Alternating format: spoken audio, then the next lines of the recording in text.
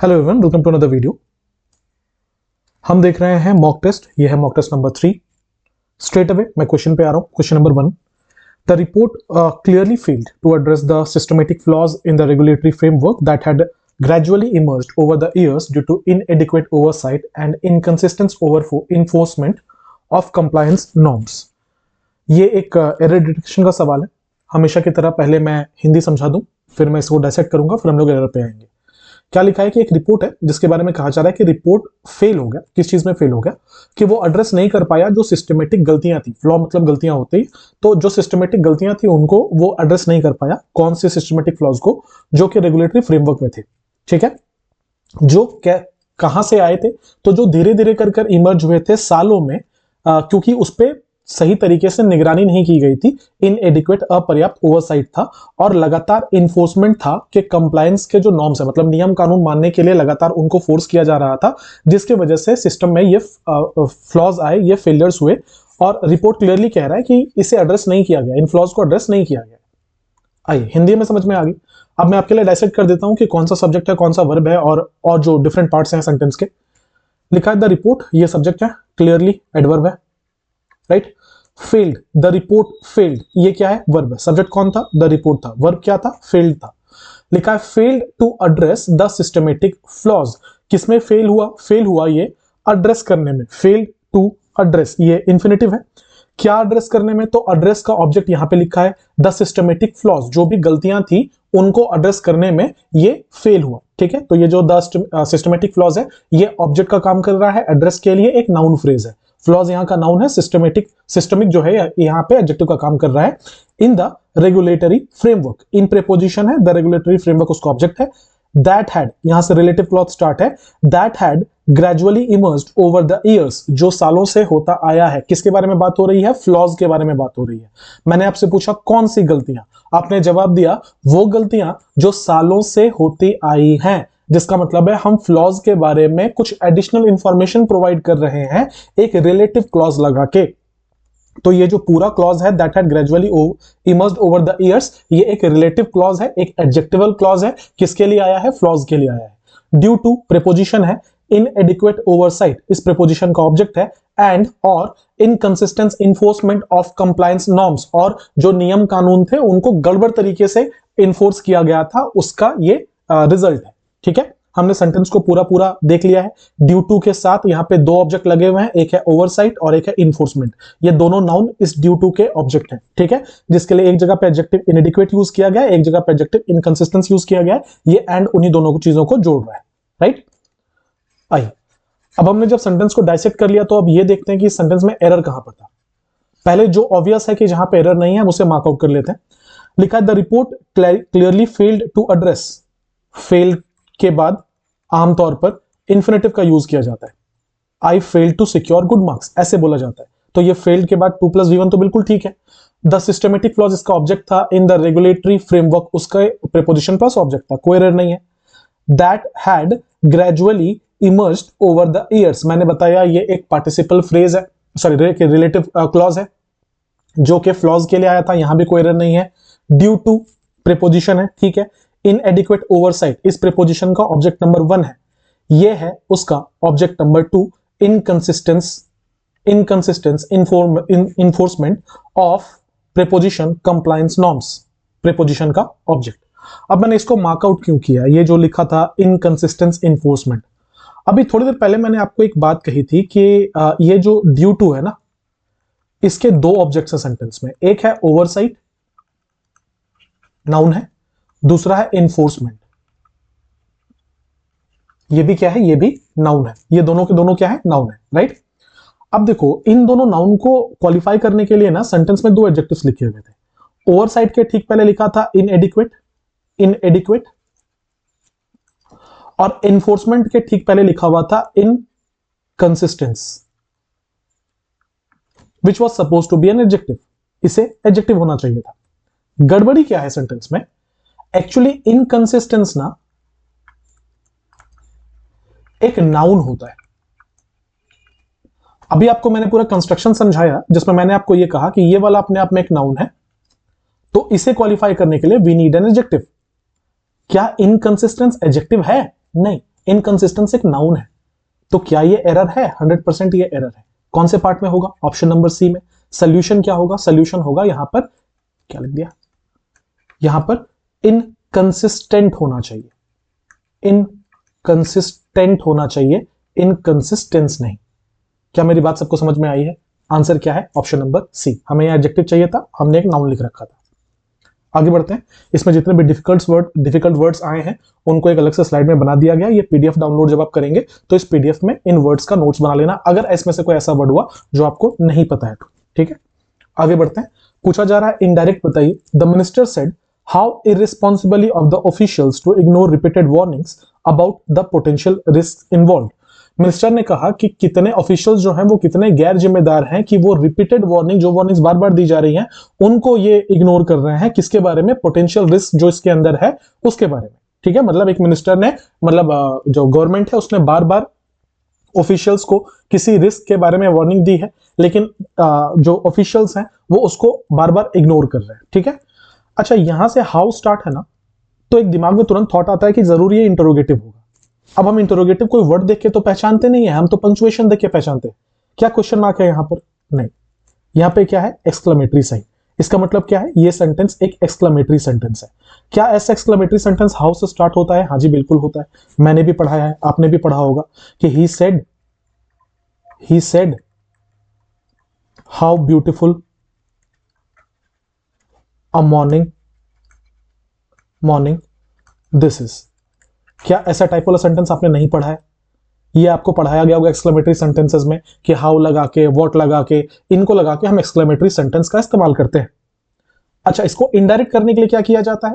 Rule number 1, ये how beautiful सिर्फ और सिर्फ एक सूचक है, सिर्फ और सिर्फ इंडिकेटर है कि ये सेंटेंस का किस तरीके से हम एक्सक्लेमेटरी बोल रहे हैं इसको। इसे हमें सेंटेंस में रिपीट नहीं करना होता, जिसका मतलब है ये हाउ हम दोबारा नहीं लिखेंगे। How beautiful a morning this is, जो कि हम मॉर्निंग की बात कर रहे हैं तो उसके लिए एक डमी सब्जेक्ट इट लगा लेते हैं और बोलते हैं it was a beautiful morning. इसका इनडायरेक्ट इस तरीके से बनता है, आपने पढ़ा होगा पहले। सेम सवाल यहां पे भी उठाया गया है, आइए देखते हैं। लिखा the minister said how irresponsible of the officials to ignore repeated warnings about the potential risk involve. How irresponsible, ठीक है, ये रिपीट नहीं होगा, मैंने बोला अभी। आ जाओ। The minister exclaimed that it was very responsible. The minister said that how, कहां से आया भाई ये दैट और हाउ? गलत है। लिखा the minister exclaimed how irresponsible, कहां से आया ये हाउ? अभी तो बोला हाउ नहीं लगेगा, गलत है। The minister said it had been irresponsible, यार यहां लिखा था how is irresponsible of the officials to ignore repeated warnings about the potential risk. यहां पे कहां पास्ट टेंस यूज किया गया है? कहीं पे तो नहीं यूज किया गया। इसका मतलब हम यहां पे हैड बीन अपने मन से कैसे लगा देंगे? दूसरा, ये तो एक्सक्लेमेटरी सेंटेंस होना चाहिए ना, तो हम यहां सेड कैसे यूज कर रहे हैं? यहां तो एक्सक्लेम्ड होना चाहिए था, गलत है। आंसर कौन सा होगा? ऑप्शन नंबर ए होगा। बोलो बात समझ में आई है? थर्ड नंबर पे बढ़े। The authorities should have disclosed the revised criteria to all applicants before finalizing the selection process. हमें इसका वॉइस में चेंज करना है, ठीक है। मैं बार बार कहता हूं वॉइस बनाओ या नरेशन बनाओ, सिर्फ और सिर्फ वर्ब पकड़ो। अगर आपने वर्ब पकड़ लिया तो काम बन जाएगा। लिखा है the authorities should have disclosed, ये इस सेंटेंस का वर्ब है या नहीं है? बोलो हाँ कि ना। वर्ब है, तो ये क्या है? Should plus have plus V3, ठीक है। इसका मतलब ये एक्टिव वॉइस में, क्योंकि बी का फॉर्म तो कहीं आया नहीं है। हमें इसे पैसिव करना पड़ेगा। कैसे बनाते हैं मॉडल परफेक्ट का passive? Should plus have plus been plus V3, ये बनना चाहिए। क्लियर? आगे आइए देखते हैं कोई और वर्ब आया है क्या।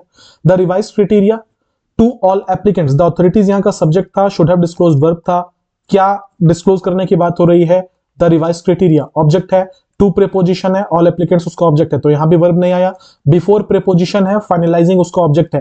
ध्यान दीजिएगा, ये फाइनलाइजिंग मेन वर्ब नहीं है, ये बिफोर का ऑब्जेक्ट है, ठीक है। बिफोर के आगे जेरेंड लगा है, तो ये मेन वर्ब नहीं है। Finalising what? The selection process, ये ऑब्जेक्ट है फाइनलाइजिंग का, जिसका मतलब है हमारे सेंटेंस में केवल एक वर्ब था, शुड हैव डिस्क्लोज्ड। चेंज करेंगे, आ जाइए। शुड बी डिस्क्लोज्ड नहीं हो सकता, शुड हैव बीन डिस्क्लोज्ड हो सकता है। वर सपोज्ड कहां से आ गया भैया? हैड बीन डिस्क्लोज्ड नहीं हो सकता। आंसर कौन सा है? Option number B. पूरा पढ़ने की जरूरत थी क्या? मैंने समझाया तो मुझे 1 मिनट लगा, आप बनाते तो 5 सेकंड का सवाल था। 4 नंबर पे आई। The organisation adopted long term strategy aimed at strengthening institutional capacity. Organisation ने अडॉप्ट किया है एक लंबे समय तक चलने वाली स्ट्रेटेजी को, जिसका एम यह है कि वो इंस्टीट्यूशन की कैपेसिटी को बढ़ाएगा, बेहतर करेगा, and addressing the deeply entrenched structural issues, और एड्रेस करेगा, वो ठीक करेगा ऐसे इश्यूज को जो सालों से दबे पड़े हैं, मतलब जो इश्यूज हमेशा से रहे हैं उनको ये ठीक करेगा। That had hindered equitable development across regions, जिसने हर रीजन में बाधित किया है डेवलपमेंट को, ठीक है, बराबरी से डेवलपमेंट हो इस चीज को बाधित किया है। हिंदी मैंने बता दिया, अब मैं आपके लिए सेंटेंस को तोड़ दे रहा हूं। लिखा द ऑर्गेनाइजेशन अडॉप्टेड, ऑर्गेनाइजेशन क्या था, सब्जेक्ट था, अडॉप्टेड क्या था, वर्ब था। अब अगर मैं आपसे पूछूं द ऑर्गेनाइजेशन अडॉप्टेड व्हाट, तो उसका जवाब मिलेगा अ लॉन्ग टर्म स्ट्रेटेजी, जिसका मतलब ये वाला ऑब्जेक्ट होगा। The organisation adopted a long term strategy, right. आगे लिखा है aimed at strengthening institutional capacity. अब ये एम्ड को अगर आपने देखा तो ये वर्ब का तीसरा फॉर्म है। जब बीच में वर्ब का तीसरा फॉर्म आ गया, इसका मतलब बहुत ज्यादा चांसेस हैं कि वो एक पार्टिसिपल फ्रेज होना चाहिए, बहुत ज्यादा चांसेस हैं।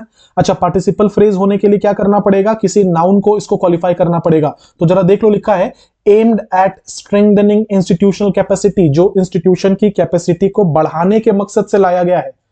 क्या लाया गया है, स्ट्रेटेजी लाई गई है, जिसका मतलब ये स्ट्रेटेजी जो है ये वाला एक नाउन है, जिसको क्वालिफाई करने के लिए ये पूरा आया है, aimed at strengthening institutional capacity. Clear है, बात समझ में आई क्या आपको? अब इसी को अंडरलाइन करके एग्जाम में पूछ देगा तो आप बोलोगे सर बहुत डिफिकल्ट क्वेश्चन था सर, आपने तो पढ़ाया ही नहीं था कि पार्टिसिपल फ्रेज किसको कहते हैं।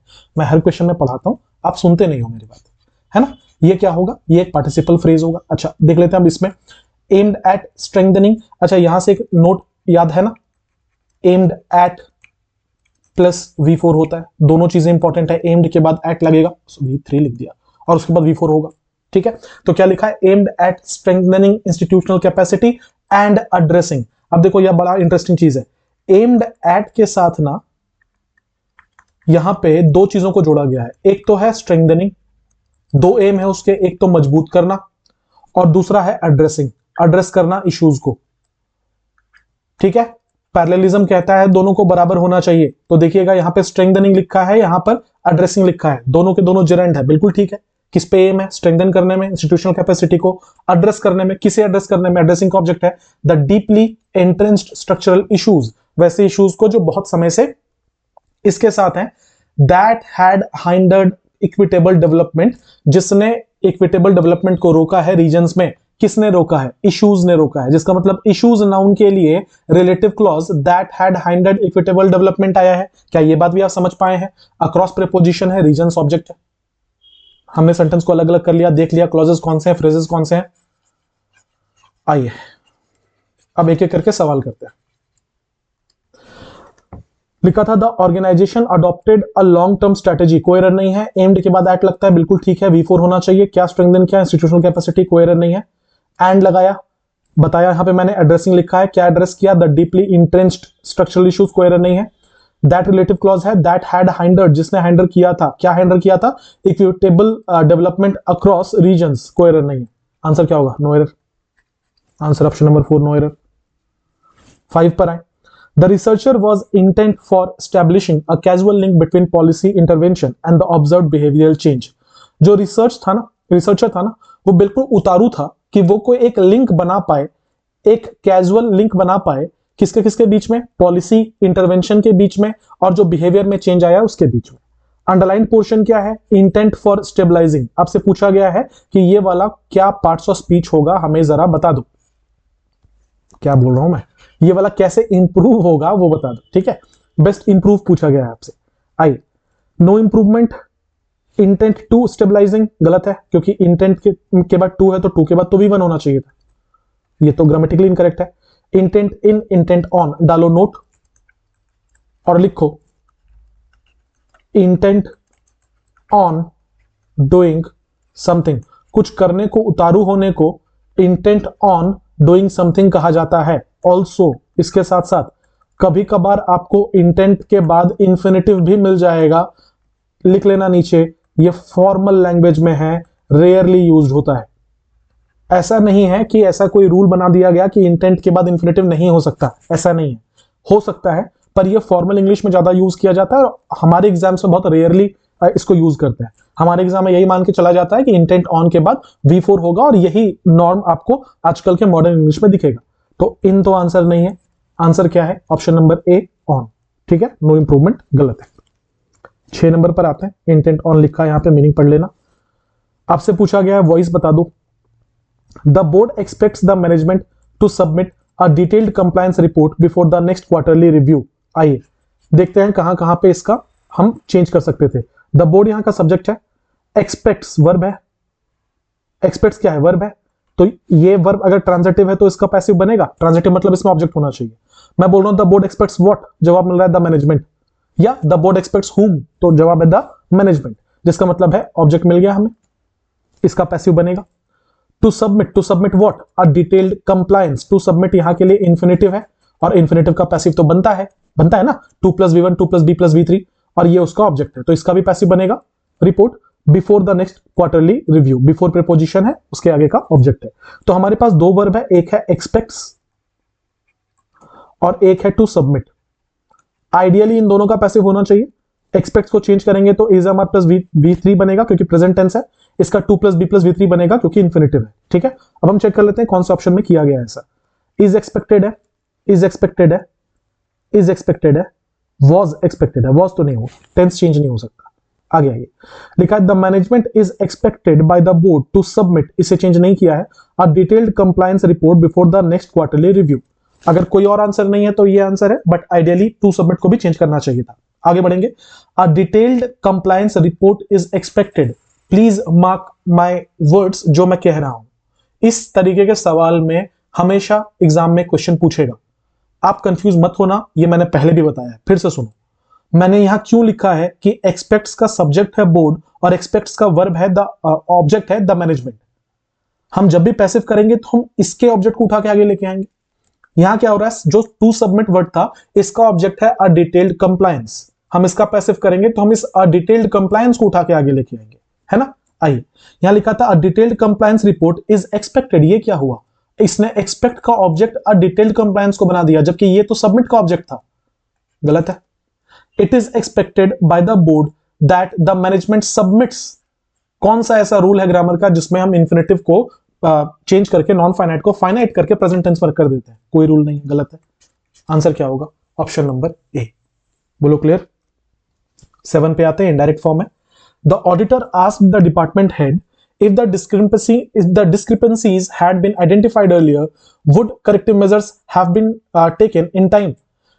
जो ऑडिटर है उसने डिपार्टमेंट से पूछा कि अगर जो गलतियां थी उनको पहले पहचान लिया जाता तो क्या इनको सुधारने के लिए जो स्टेप्स लेने थे वो समय पे हो जाते। ये वाला सवाल एक इंटरोगेटिव क्वेश्चन का सवाल है। Now this is a difficult question. क्यों डिफिकल्ट मैं बोल रहा हूं इसको? सबसे पहले तो इसमें आपको पहचानने में तकलीफ होगी कि इंटरोगेटिव कैसे है, क्योंकि ये तो एक नॉर्मल कंडीशनल सेंटेंस लग रहा है, लेकिन आपको दिख रहा होगा लास्ट में पंक्चुएशन है, क्वेश्चन मार्क है। अब जब आपने ये मार्क कर लिया तो अब अगला चीज आपको ये देखना है कि ये WH है या यस नो है। तो यस या नो में जवाब देके देखो क्या सवाल पूछा गया, अगर गलतियां पहले पकड़ी जाती तो क्या सुधारने के स्टेप्स टाइम पे हो जाते, हाँ या ना। इसका मतलब ये क्या होगा, या तो यस क्वेश्चन या तो नो क्वेश्चन। अच्छा, यस नो होते ही सबसे पहला चेंज ये होता है कि इन्वर्टेड कॉमा को हम जहां पे हटाते थे वहां पे या तो इफ लग जाता है या तो वेदर लग जाता है। क्या ये बात आपको याद आ रही है? आगे बढ़ेंगे, ये आपको दिख रहा होगा कि कंडीशनल सेंटेंस टाइप 3 है, मैं नहीं बोल रहा, स्ट्रक्चर बोल रहा है। कंडीशनल सेंटेंस टाइप 3 में इफ क्लॉज में हैड प्लस V3 लगता है, लगा हुआ है। इसके बाद जो मेन क्लॉज होता है उसमें वुड हैव प्लस V3 लगता है, आपको दिख रहा होगा वुड हैव प्लस V3 यहां पे लगा हुआ है। पर ये क्यों डिफिकल्ट है ना, क्योंकि इसमें इसे पैसिव कर दिया गया है, would have plus been plus V3 कर दिया गया है। कोई बात नहीं, है तो वही ना कि वुड हैव लगा है और साथ में V3 लगा है, बात तो वही है। इसका मतलब ये थर्ड कंडीशनल सेंटेंस में है, तो यहां पे आपको इंट्रोगेटिव का भी रूल अप्लाई करना है और कंडीशनल का भी रूल अप्लाई करना है, जो कि एक्चुअली में कोई रूल है ही नहीं। इससे पहले कि आप अपने बाल खींच लो कंफ्यूज होके कि ये क्या नया बता दिया सर, इतना मुश्किल क्वेश्चन कैसे करेंगे, कुछ मुश्किल नहीं। आपने रटने की कोशिश की है इसलिए आपको मुश्किल लग रहा है, आओ समझने की कोशिश करते हैं। मैंने पहले भी बोला है और बार बार बोलूंगा, आप हैड बिन को किस में चेंज कर सकते हैं, जरा सोचो, एक बार दिमाग लगाओ। हैड का मतलब ये होता है पास्ट ऑफ द पास्ट। आप इसको और पीछे कहां लेके जाओगे, जवाहरलाल नेहरू के टेन्योर में, या और पीछे कहां लेके जाओगे, मुगलों के टेन्योर में, कहां लेके जाओगे इसको? हैड तो already past of the past है, इससे और पीछे तो जा नहीं सकता। अच्छा, वुड ऑलरेडी एक पास्ट का मॉडल है, और पीछे करो, वुड को वुड वुड वुड कर दो, 5 बार बोल दो, कुछ चेंज होगा? कुछ चेंज नहीं होगा। तो इसमें दिमाग लगाना ही क्यों है कि ये कंडीशनल है तो बदलेगा नहीं बदलेगा? यार कॉमन सेंस है, हैड बीन है नहीं बदल सकता, वुड है ऑप्शन ही नहीं ना रिवर्स जाने का, कैसे जाओगे? इसका मतलब हैड बीन ही रहेगा, वुड हैव ही रहेगा। ये बात समझ में आ गई है? ऑप्शन पे आइए। The auditor asked the department head if the discrepancies had been identified, देख रहे हो हैड का हैड छोड़ा है, would have been taken in time, ठीक लग रहा है ये तो। The auditor asked the department head that if, that और इफ एक साथ कैसे यूज करेंगे? दो कंजंक्शन तो एक साथ यूज नहीं होगा, गलत है।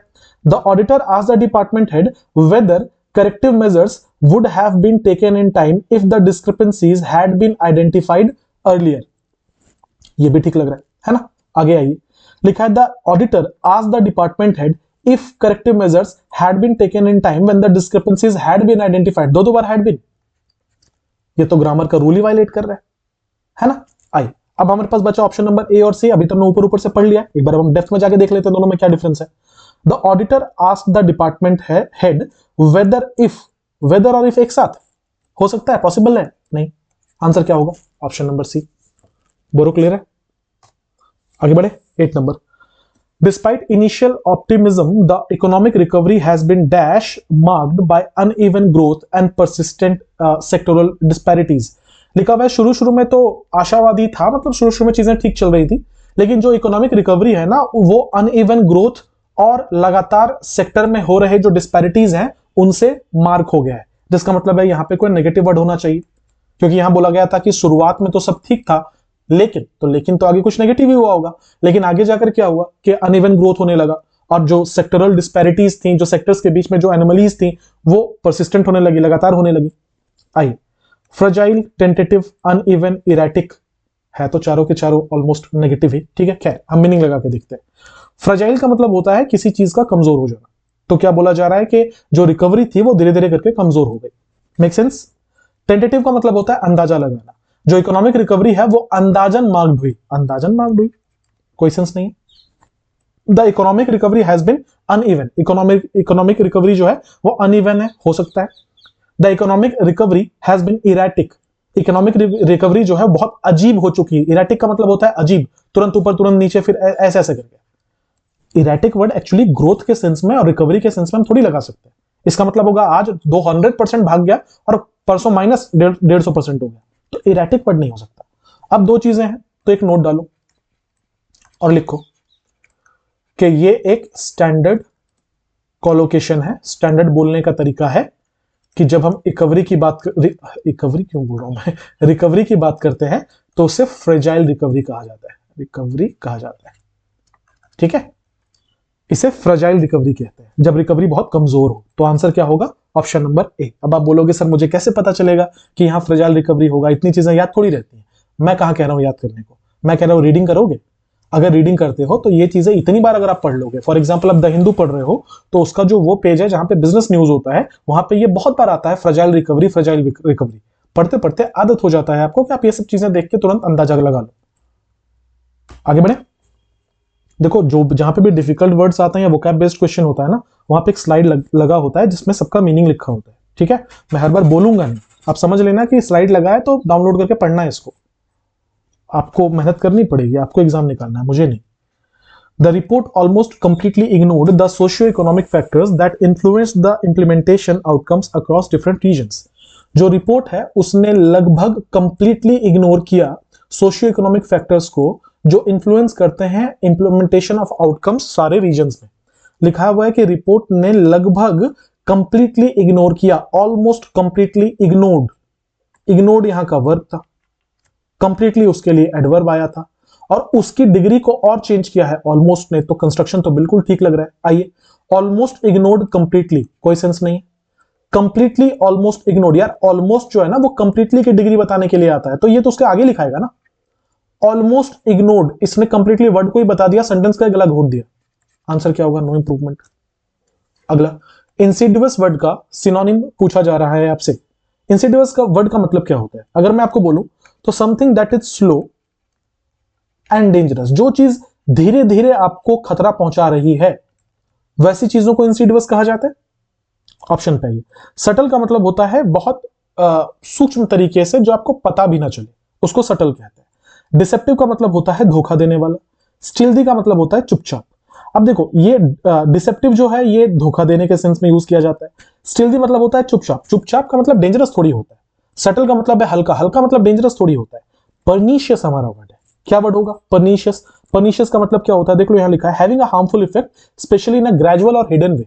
जो चीज एकदम क्लियरली आपको नहीं दिख रहा पर आपको नुकसान पहुंचा रहा है वो परनीशियस है, तो उसी को तो इंसिडियस भी कहते हैं। आगे आ जाइए, ईडीएम है।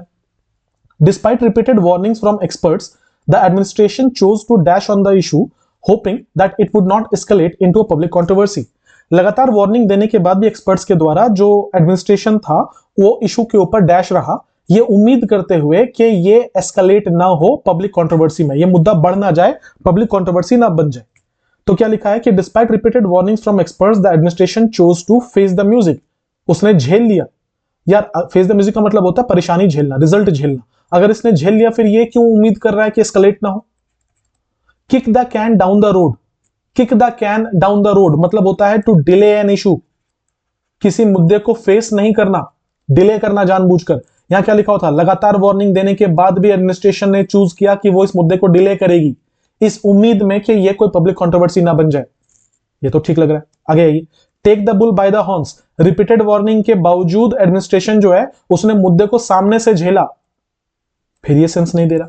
बाइट द बुलेट, इंड्योर किया, बर्दाश्त किया मुद्दे को, कोई सेंस नहीं है। आंसर क्या होगा? Kick the can down the road. ठीक है, सारे इडियम्स के मतलब यहां पे लिखे हुए हैं। आगे आ जाइए, the act of deliberately weakening a system, organisation और प्रोसेस थ्रू सीक्रेट और indirect means is known as. लिखा है कि एक ऐसा एक्ट जिसमें आप किसी सिस्टम को धीरे धीरे कर कर कमजोर करते हैं, वहां चुपचाप से जाकर, इनडायरेक्टली जाकर, सीक्रेट वाला काम करके, क्या कहते हैं उसको? सबवर्जन कहते हैं, डिसरप्शन कहते हैं, ऑब्स्ट्रक्शन कहते हैं, इनफिल्ट्रेशन कहते हैं। सबसे पहले देखो यहां पे बात हो रही है वीकनिंग अ सिस्टम की। ठीक है, किसी ऑर्गेनाइजेशन या किसी सिस्टम में अगर आप कमजोर करने की बात करते हो तो वहां के लिए वर्ड पूछा जा रहा है। तो इनफिल्ट्रेशन तो नहीं होगा, ये तो होता है बिना लीगल डॉक्यूमेंट के आप किसी देश में घुस जाते हो, है ना? जैसे बांग्लादेशी पाकिस्तानी इन्फिल्ट्रेटर्स इंडिया में भरे पड़े हैं, तो वो क्या है, वो सिस्टम को कमजोर करने के लिए आए कि नहीं आए वो चीज क्लियर नहीं हो रही। ऑब्स्ट्रक्शन मतलब होता है बाधा, दोनों सेंटेंस का कोई लेना देना नहीं है। डिसरप्शन मतलब होता है किसी चीज में तोड़फोड़ कर देना, कोई सेंस नहीं है। आंसर क्या होगा? सबवर्जन। क्या होता है सबवर्जन भैया? द एक्ट ऑफ अंडरमाइनिंग और weakening an established system, authority और इंस्टीट्यूशन ऑफन सीक्रेटली। किसी संस्था को कमजोर कर देना चुपचाप से, उसको सबवर्जन कहते हैं। आइए, अगला वर्ड है इंसिपिड का हमें एंटोनिम पूछा गया है। इंसिपिड का मतलब क्या होता है? पढ़ा होगा आपने, मैंने भी पढ़ा है, जिसमें कोई स्वाद नहीं हो, जो बिल्कुल ब्लेंड हो, उसे इंसिपिड कहा जाता है। आपसे पूछा गया है कि इसका एंटोनिम बताइए। एंटोनिम पूछा गया, मार्क करेंगे। शार्प का मतलब होता है जो चीज बहुत तीखी हो, मतलब बहुत नोकीली हो। कहां टेस्ट, कहां नोकीला, गलत है। स्टिमुलेटिंग, जो चीज आपको अच्छा महसूस कराए, आपकी ग्रोथ को सपोर्ट करे, आपको ग्रो करने में हेल्प करे, उसको स्टिमुलेटिंग कहते हैं। जैसे आप लोग जब अच्छे अच्छे कमेंट्स करते हो यूट्यूब पर, तो या अगर आप पेड कोर्सेज का रिव्यू अच्छा देते हो तो वो हमें स्टिमुलेट करता है, हमें एनर्जी प्रोवाइड करता है और काम करने की। क्या ये टेस्टलेस का उल्टा हो सकता है? बिल्कुल नहीं। पंजेंट, पंजेंट का मतलब होता है बहुत खराब बदबू छोड़ने वाला, तो ये तो कोई रिलेशन ही नहीं है इसके साथ। फ्लेवरफुल हो सकता है, इसका होता है बेस्वाद, इसका मतलब होता है स्वाद से भरा हुआ। आगे बढ़ेंगे, अगला सवाल पे आ जाइए। अगले सवाल में फिर से हम एरर ढूंढ रहे हैं। लिखा है over the past decade the sector witnessed a gradual shift in regulatory priorities which significantly reshaped market behavior and altered investment patterns that continue to influence policy debates even today। लिखा हुआ है कि कहां थे हम लोग? हाँ, पिछले डिकेड में, पास्ट डिकेड में जो सेक्टर है उसने एक शिफ्ट, एक ग्रेजुअल शिफ्ट उसने महसूस किया है या उसने विटनेस किया है रेगुलेटरी प्रायोरिटीज में। मतलब जो नियम कानून बन रहे थे उसमें उसने शिफ्ट देखा है। विच सिग्निफिकेंटली रीशेप्ड मार्केट बिहेवियर, जिसने बहुत सिग्निफिकेंटली, बहुत अच्छे तरीके से मार्केट बिहेवियर को उसने रीशेप कर दिया है और उसने इन्वेस्टमेंट के पैटर्न को भी चेंज किया है, ऑल्टर किया है, जो कंटिन्यू हो रहा है आज भी, इन्फ्लुएंस कर रहा है पॉलिसी डिबेट्स को आज भी। ठीक है, आइए देख लेते हैं सेंटेंस में क्या क्या है, कौन नाउन है, कौन सब्जेक्ट है, कौन वर्ब है, कौन क्लॉज है। लिखा है over the past decade, over preposition है जिसके लिए उसका ऑब्जेक्ट आया है past decade. The sector subject है यहां का, विटनेस्ड वर्ब है, witnessed what? Witnessed a gradual shift, ये वाला ऑब्जेक्ट है। इन रेगुलेटरी प्रायोरिटीज, इन प्रीपोजिशन है, रेगुलेटरी प्रायोरिटीज उसका ऑब्जेक्ट है। यहां तक कोई एरर नहीं है, ये बात भी आपको समझ में आ गया होगा। Over the past decade preposition उसका ऑब्जेक्ट, सब्जेक्ट है, वर्ब है, कहीं कोई एरर नहीं है। ठीक है, यहां से चेक करते हैं। लिखा है विच सिग्निफिकेंटली रीशेप्ड मार्केट बिहेवियर, जिसने बहुत ज्यादा रीशेप किया है मार्केट बिहेवियर को। ठीक है, किसने रीशेप किया है? ये जो ग्रेजुअल शिफ्ट हुआ है इसने रीशेप किया है। इसका मतलब ये जो ग्रेजुअल शिफ्ट ऑब्जेक्ट था मतलब नाउन था, उसके बारे में एक्स्ट्रा इंफॉर्मेशन प्रोवाइड करने के लिए विच से एक नया क्लॉज लगाया गया है। तो क्या हम इसको रिलेटिव क्लॉज कह सकते हैं? 100% रिलेटिव क्लॉज कह सकते हैं। विच सिग्निफिकेंटली रीशेप्ड, इसने सिग्निफिकेंटली रीशेप किया है मार्केट बिहेवियर को और ऑल्टर किया है इन्वेस्टमेंट पैटर्न को। ठीक है, कौन से पैटर्न को? जो कंटिन्यू हो रहे हैं आज भी, कंटिन्यू अभी भी है इन्फ्लुएंस करने में पॉलिसी डिबेट्स को आज भी, जिसका मतलब है पैटर्न्स के लिए ये पूरा का पूरा फिर से रिलेटिव क्लॉज लगाया गया है। ये वाला नाउन था, ये उसके आगे का रिलेटिव क्लॉज है। अलग अलग कर लिया हमने। आइए अब देखते हैं सेंटेंस में एरर कहां पर है। लिखा है over the past decade the sector witnessed a gradual shift in regulatory priorities. कोई एरर नहीं है, मैंने पहले बताया था। विच सिग्निफिकेंटली रीशेप्ड मार्केट बिहेवियर। अच्छा, इसने क्या किया है ना, इसने दो काम किए। किसने? ये ग्रेजुअल शिफ्ट ने पहला, इसने रीशेप किया है मार्केट बिहेवियर को, so it reshaped market behaviour. और इसने दूसरा काम यह किया है कि इसने ऑल्टर कर दिया है इन्वेस्टमेंट को, ऑल्टर कर दिया है इन्वेस्टमेंट पैटर्न्स को। इसने ऑल्टर किया है इन्वेस्टमेंट पैटर्न्स को। हम किसकी बात कर रहे हैं? हम ग्रेजुअल शिफ्ट की बात कर रहे हैं, ध्यान दीजिएगा। ये वाला नाउन है जिसके लिए रिलेटिव क्लॉज लगाया गया है। रिलेटिव क्लॉज में हम दो रिलेटिव क्लॉज को इकट्ठा एंड से जोड़कर लगा रहे हैं। Which significantly reshaped market behaviour, point number 1। दूसरा, इसने ऑल्टर किया है इन्वेस्टमेंट पैटर्न्स को। अब अगर आपको ये बात समझ में आई है कि ये दोनों ग्रेजुअल शिफ्ट के लिए आया है, विच का एंटीसीडेंट ये शिफ्ट है, तो ये तो सिंगुलर है। अगर ये सिंगुलर है तो जो वर्ब हम यहां पे यूज कर रहे हैं ऑल्टर, ये तो प्लूरल होता है। बोलो एरर है या नहीं? बिल्कुल एरर है। तो क्या करें? ऑल्टर को ऑल्टर्स में बदल दे? नहीं, फिर ये थियरी ऑफ पैरेललिज्म को फॉलो नहीं करेगा। कैसे? जब हम दोनों चीजों को एंड से जोड़ रहे हैं तो दोनों का same parts of speech follow करना, मतलब सेम पैटर्न फॉलो करना जरूरी है। रीशेप्ड वर्ब का दूसरा फॉर्म है जो पास्ट को शो करता है, तो यहां पे भी क्या होना चाहिए था? वर्ब का दूसरा फॉर्म जो कि पास्ट को शो करना चाहिए था। तो ऑल्टर की जगह पे क्या होना चाहिए था? ऑल्टर्ड नहीं होना चाहिए था। क्या मेरी बात आपको समझ में आई है? पैरेललिज्म से हम आंसर कर सकते थे। आंसर कौन सा है? Option number B. आगे आ जाइए। The official explanation was found to be credible enough to pacify public concerns at least temporarily following weeks of intense media scrutiny. देखा, ऑफिशियल एक्सप्लेनेशन जो था वो क्रेडिबल था। क्रेडिबल का मतलब होता है विश्वासजनक। वो इतना विश्वासजनक तो था कि उसने पेसिफाई मतलब शांत कर दिया लोगों की चिंताओं को कुछ समय के लिए। ठीक है, जिसके बाद जो मीडिया स्क्रूटिनी थी वो चालू हो गई। ठीक है, लिखा है the official explanation was found to be credible enough. आपसे पूछा गया क्या होगा? क्रेडिबल इनफ फॉर पेसिफाइंग नहीं हो सकता। हम लोग हमेशा कैसे यूज करते हैं? एडजेक्टिव यूज किया, उसके बाद इनफ यूज किया, और उसके बाद हम 2+V1 यूज कर सकते हैं। For example, he is smart enough, he is smart enough to crack CGL, not of cracking CGL या फॉर क्रैकिंग CGL। ये नहीं यूज कर सकते हम लोग, है ना। तो क्या होता है? क्रेडिबल इनफ टू करके कुछ होना चाहिए था। दूसरा, सफिशिएंट इनफ। सफिशिएंट मतलब होता है काफी, इनफ मतलब होता है काफी। तो ये क्या टोटोलॉजी नहीं हो गया? हम एक ही वर्ड को दो बार रिपीट नहीं करें सिमिलर मीनिंग देने के लिए, गलत है। एडिक्वेट, पर्याप्त, इनफ। यार एक्सप्लेनेशन किसी का पर्याप्त थोड़ी होगा। एक्सप्लेनेशन के ऊपर या तो भरोसा करोगे या तो नहीं करोगे, है ना। अगर हमारे पास ऑलरेडी एक वर्ड एग्जिस्ट कर रहा है क्रेडिबल, जो कि एक्सप्लेनेशन को बहुत अच्छे तरीके से कॉम्प्लीमेंट कर रहा है, कि हम एक्सप्लेनेशन को क्रेडिबल मानेंगे या इनक्रेडिबल मानेंगे, है ना। जिसका मतलब है एडिक्वेट से अच्छा वर्ड हमारे पास था, तो हम क्यों चेंज करें?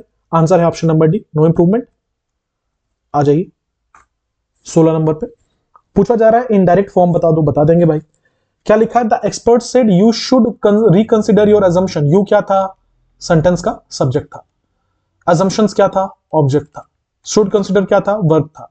बिफोर, प्रीपोजिशन, ड्राउनिंग उसका ऑब्जेक्ट, कंक्लूजन्स, ड्राइंग का object, based on incomplete data, preposition उसका ऑब्जेक्ट। तो और तो कहीं वर्ब है ही नहीं, केवल ये है शुड रिकंसिडर। तो क्या होगा? Should be.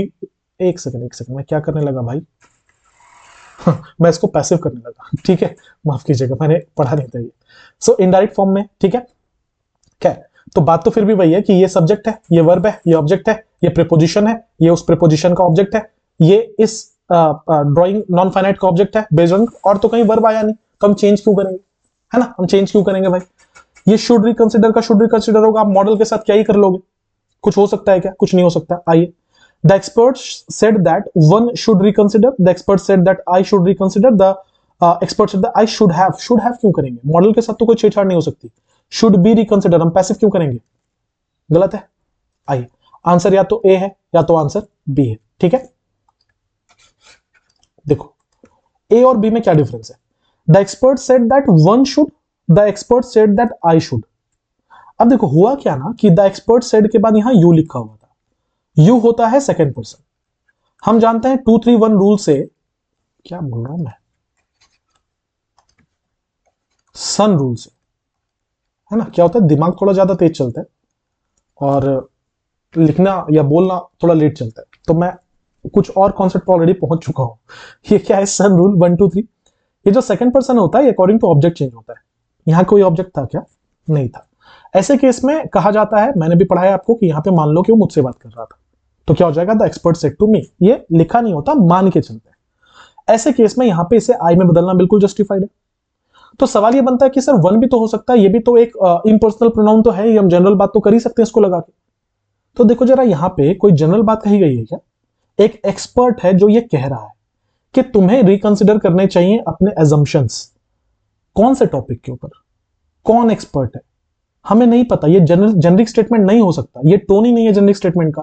ऐसे वर्ड्स लिखे होते हैं कि आप धरती की रक्षा करो या आप गरीबों को खाना खिलाओ, तो ये जेनरिक स्टेटमेंट्स होते हैं। तो यहां वन कर देने का कोई सेंस नहीं है कि one should reconsider one's assumption. Expert ने कहा कि हर किसी को उसके एजम्पशंस को रिकंसिडर करना चाहिए। हर किसी के लिए थोड़ी था, ये स्पेसिफिक मेरे लिए था। ए नहीं हो सकता। आंसर क्या होगा? ऑप्शन नंबर बी होगा। ये आ गया वॉइस का सवाल। लिखा है the firm had the external consultants reassess the risk exposure before approving the expansion plan. Positive verb है। प्रीवियस वीडियो में भी, प्रीवियस मॉक में भी मैंने आपको पॉजिटिव वर्ब के बारे में बताया था और मैंने एक प्रॉपर डेडिकेटेड वीडियो भी डाला था कि पॉजिटिव वर्ब का कैसे पैसिव होता है। क्या पढ़ा था हमने? कि वर्ब के तीसरे फॉर्म का यूज करना पड़ेगा। हम इन वर्ड्स को, हैड को या गेट को नहीं चेंज कर सकते। तो लिखा है the firm had the external consultants reassess, ये वर्ब था, the risk exposure before approving the expansion plan. तो हम ज्यादा से ज्यादा ये कर सकते हैं कि रीअसेस को रीअसेस्ड कर सकते हैं। हैड को हम छेड़छाड़ नहीं कर सकते।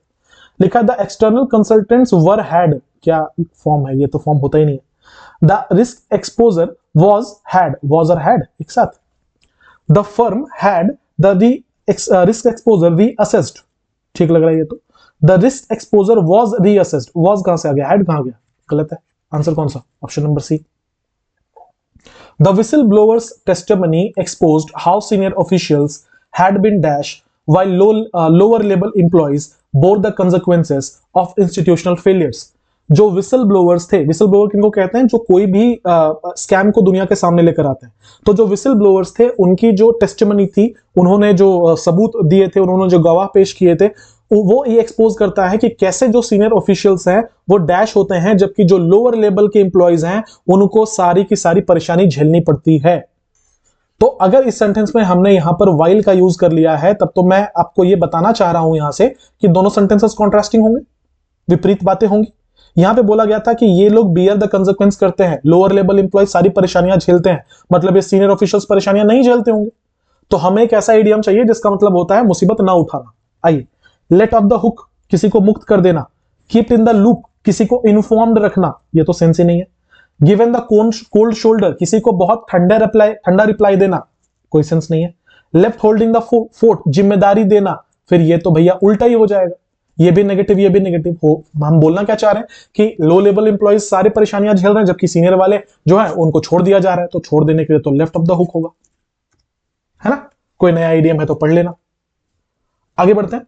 वन वर्ड है, बोला जा रहा है एक सिचुएशन जहां पे गवर्नमेंट या अथॉरिटी एक्शन नहीं ले पाती क्योंकि उसे डर होता है कि लोग जो है वो बैकलैश करेंगे, लोग अपोजिट उसको अपोज करेंगे और उसके पॉलिटिकल कंसिक्वेंसेस होंगे, उसके कुछ राजनीतिक परिणाम होंगे। उसे क्या कहा जाता है? इस परिस्थिति को क्या कहा जाता है? अपथी।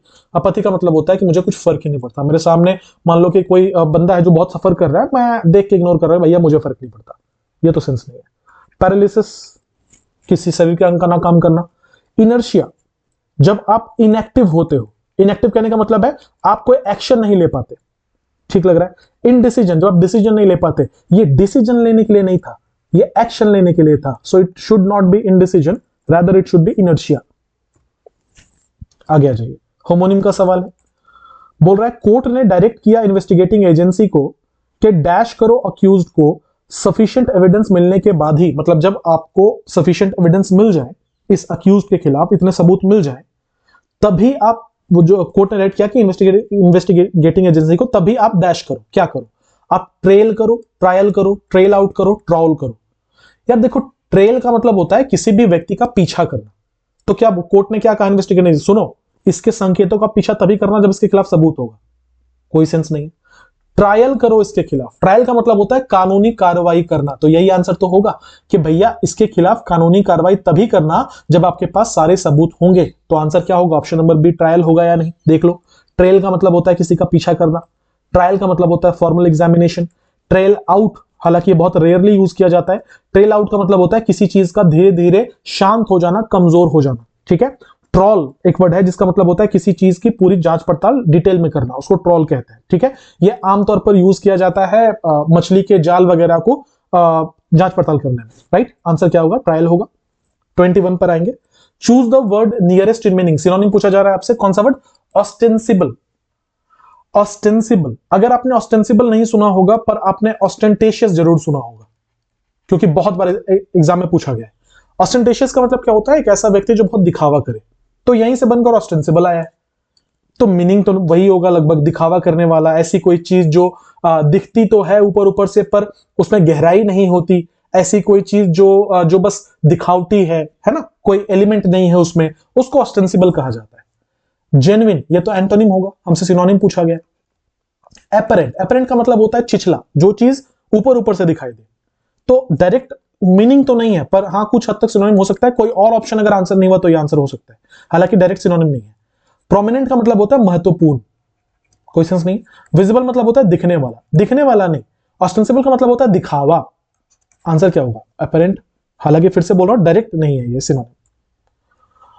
पूछा गया था अपोजिट बताइए इक्विवोकल का। इक्विवोकल का मतलब आपने पढ़ा होगा, क्या होता है, एम्बिग्यूअस, कोई ऐसी चीज जिसका मीनिंग क्लियर ना हो, ठीक है। हमने पढ़ा इसके लिए वेग, हमने पढ़ा इसके लिए ऑब्सक्योर, है ना, ये सारे वर्ड्स, कि जो चीज क्लियरली नजर ना आए उसे इक्विवोकल कहते हैं। आपसे अपोजिट पूछा गया, ऑनेस्ट, ईमानदार, क्लियरली नजर, एक शब्द जो क्लियरली नहीं समझ आ रहा उसका उल्टा ईमानदार कैसे हो सकता है, सर्टेन, निश्चित, ये तो घटना के लिए होता है।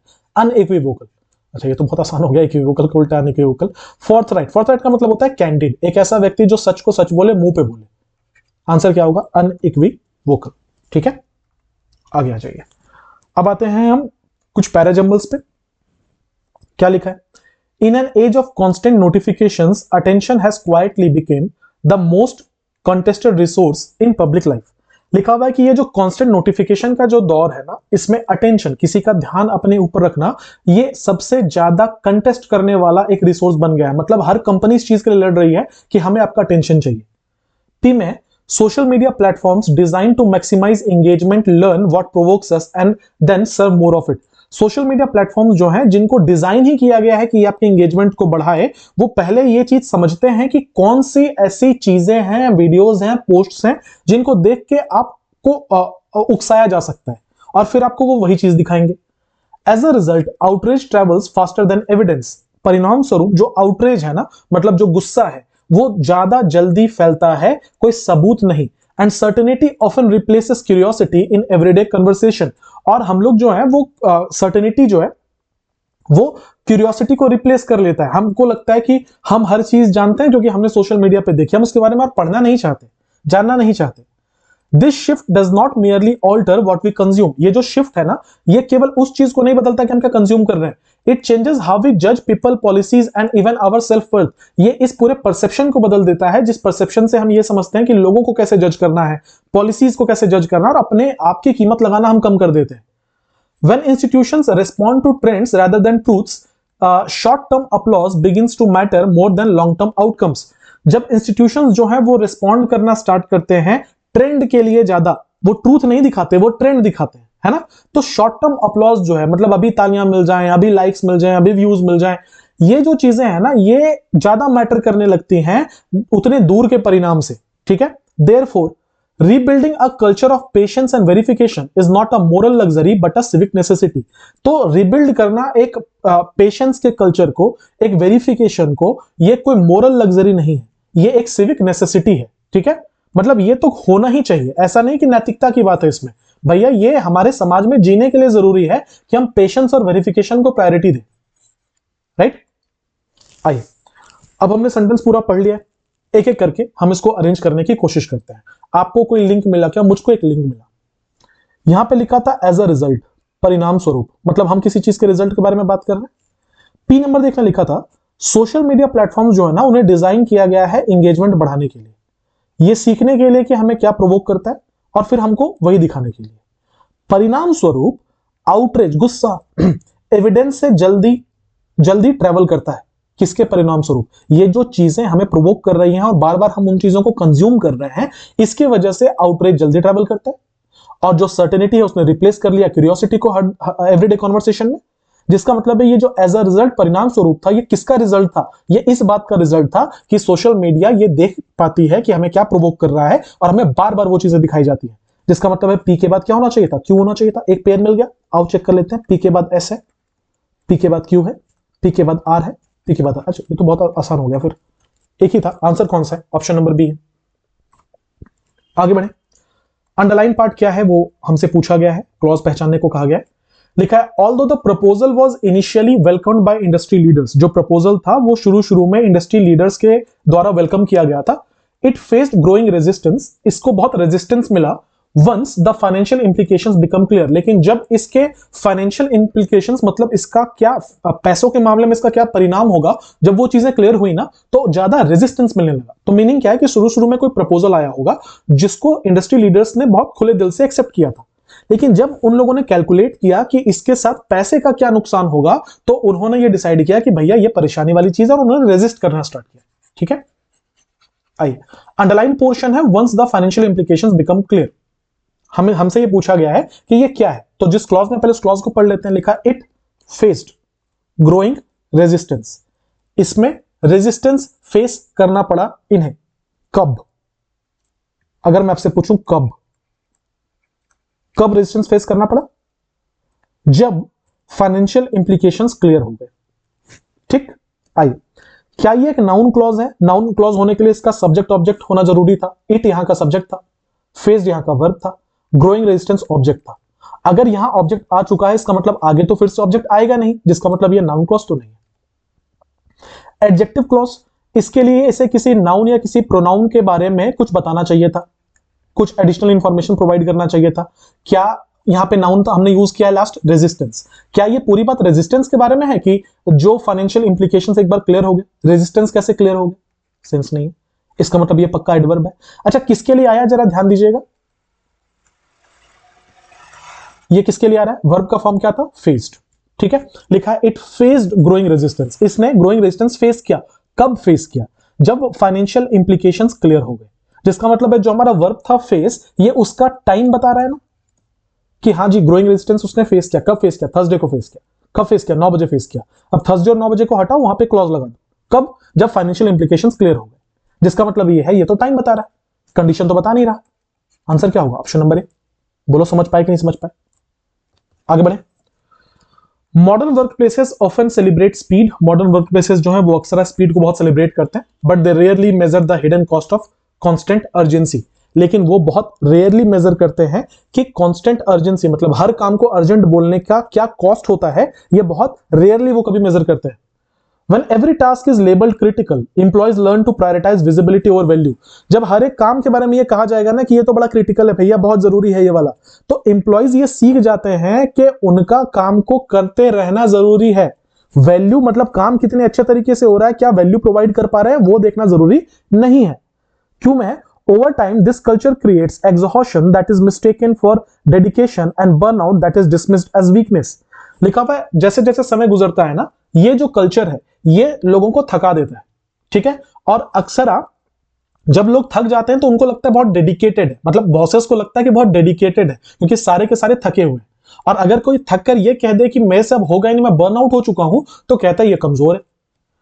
Managers then receive polished updates even as deeper problems remain unaddressed beneath the surface. उसके बाद क्या होता है कि मैनेजर्स जो है ना, उनको बहुत पॉलिश्ड अपडेट्स मिलते हैं। मतलब यह है कि जो डीपर प्रॉब्लम्स है वो कोई डिस्कस नहीं करता, क्योंकि उनको पता है अगर मैं डीपर प्रॉब्लम डिस्कस करूंगा तो उसको कोई मतलब नहीं बनता। बस मैनेजर्स को ये चाहिए कि आप पूरे टाइम कैसे करके क्वेश्चन सॉल्व कर दो, कैसे करके प्रॉब्लम सॉल्व कर दो, अर्जेंसी है ना।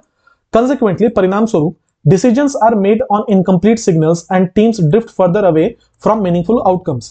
परिणाम स्वरूप क्या होता है कि जो डिसीजन है ना, वो एक इनकम्प्लीट सिग्नल के ऊपर लिया जाता है। जब पूरी बात पता ही नहीं होगी तो इनकम्प्लीट ही तो सिग्नल रहेगा। तो टीम्स जो है ना, वो ड्रिफ्ट कर जाते हैं, दूर चले जाते हैं मीनिंगफुल आउटकम से। वो बस करने के लिए काम करते हैं, वो कुछ वैल्यू ऐड नहीं कर पाते। Ultimately organisations must reward clarity and impact. तो अंततः क्या होता है, ऑर्गेनाइजेशन जो है ना, वो क्लैरिटी और इंपैक्ट को रिवॉर्ड करती है, not just immediacy if they want sustainable performance. वो इमीडिएसी को रिवॉर्ड नहीं करती अगर वो उनको एक सस्टेनेबल रिफॉर्म्स चाहिए तो। आइए देखते हैं एक एक करके। क्या मुझे एकदम क्लियरली नजर आ रहा था, मैं पहले वो बताता हूं। चारों ऑप्शन देखना पी से स्टार्ट है, पी से स्टार्ट है, तो ये तो फिक्स है कि भैया सबसे पहला एलिमेंट पी है। ठीक, मुझे जो लिंक नजर आ रहा था, आर में लिखा था कि वो लोग पॉलिश्ड, उनको पॉलिश्ड अपडेट्स मिलते हैं जो डीपर नहीं होते। ठीक है, डीपर प्रॉब्लम्स अनएड्रेस्ड रह जाते हैं। परिणाम स्वरूप इनकम्प्लीट सिग्नल के ऊपर डिसीजन लेते हैं वो। क्यों इनकम्प्लीट सिग्नल्स के ऊपर लेना पड़ता है? क्योंकि डीपर प्रॉब्लम्स वो एड्रेस ही नहीं कर रहे। जिसका मतलब है ये तो पक्का है कि आर के साथ एस का कॉम्बिनेशन बनेगा, आर के साथ एस का कॉम्बिनेशन बनेगा। आइए, आर के साथ एस का नहीं है, आर के साथ एस है, आर के साथ एस है, आर के साथ एस नहीं है। दो ऑप्शन है। ठीक है, आर के साथ एस है। आगे आगे बढ़ते हैं। लिखा है ओवर टाइम दिस कल्चर। ये कल्चर, कौन से कल्चर की बात हो रही है भाई? कौन से कल्चर के बारे में बोल रहे हैं? ये कल्चर कि हर टास्क को क्रिटिकल कह दिया जाए। इस कल्चर से लोग थक जाते हैं, क्योंकि उन्हें पूरे टाइम बैठ के सिर्फ और सिर्फ काम करना रहता है। पूरे टाइम काम करना रहता है, थक जाते हैं। एक के बाद एक इवेंट है, मतलब पी के बाद क्या बैठेगा? क्यू बैठेगा। तो ये तो फिक्स है, पी क्यू होगा। पी क्यू है, पी आर है, नहीं हो सकता। आंसर क्या है? Option number B. 26 पर आते हैं। टाइप ऑफ फ्रेज पूछा गया। The report offered little reassurance to investors. The report क्या है? सब्जेक्ट है। ऑफर्ड क्या है? वर्ब है। अगर मैं आपसे पूछूं ऑफर्ड व्हाट, तो जवाब है ऑफर्ड लिटिल रीअश्योरेंसेस। इसका मतलब ये वाला ऑब्जेक्ट का काम कर रहा है, ऑब्जेक्ट का काम कर रहा है। अगर ये ऑब्जेक्ट का काम कर रहा है तो इसमें एक नाउन होना चाहिए। आपको दिख रहा होगा ये नाउन है, और ये लिटिल जो है उसके लिए एक एडजेक्टिव है, जिसका मतलब है ये एक फ्रेज बना रहा है। कौन सा फ्रेज बना रहा है? ऑब्जेक्ट की तरह ट्रीट हो रहा है, तो नाउन फ्रेज बना रहा है। आगे बढ़िए, अगले सवाल पर आते हैं। ट्रांसफॉर्मेशन है सेंटेंस का। लिखा है कि no other policy initiative introduced in recent years has been as comprehensive as the current reform package. बहुत अच्छा सवाल है। लिखा है कोई भी ऐसा पॉलिसी इनिशिएटिव नहीं है। नो अदर, ध्यान दीजिएगा, यहां पे नो अदर बोला गया है, कोई भी नहीं है ऐसा। कोई भी ऐसा पॉलिसी इनिशिएटिव नहीं है जिसे हाल फिलहाल के सालों में इंट्रोड्यूस किया गया है जो इतना कॉम्प्रिहेंसिव है जितना कि करंट रिफॉर्म पैकेज। कोई भी नहीं है। मैं कह रहा हूं, मेरी बात समझना, मैं कह रहा हूं कि कोई भी क्रिकेटर विराट कोहली जैसा नहीं है। तो क्या मैं ये कहना चाहता हूं कि विराट कोहली सर्वश्रेष्ठ क्रिकेटर है, सबसे अच्छा क्रिकेटर है?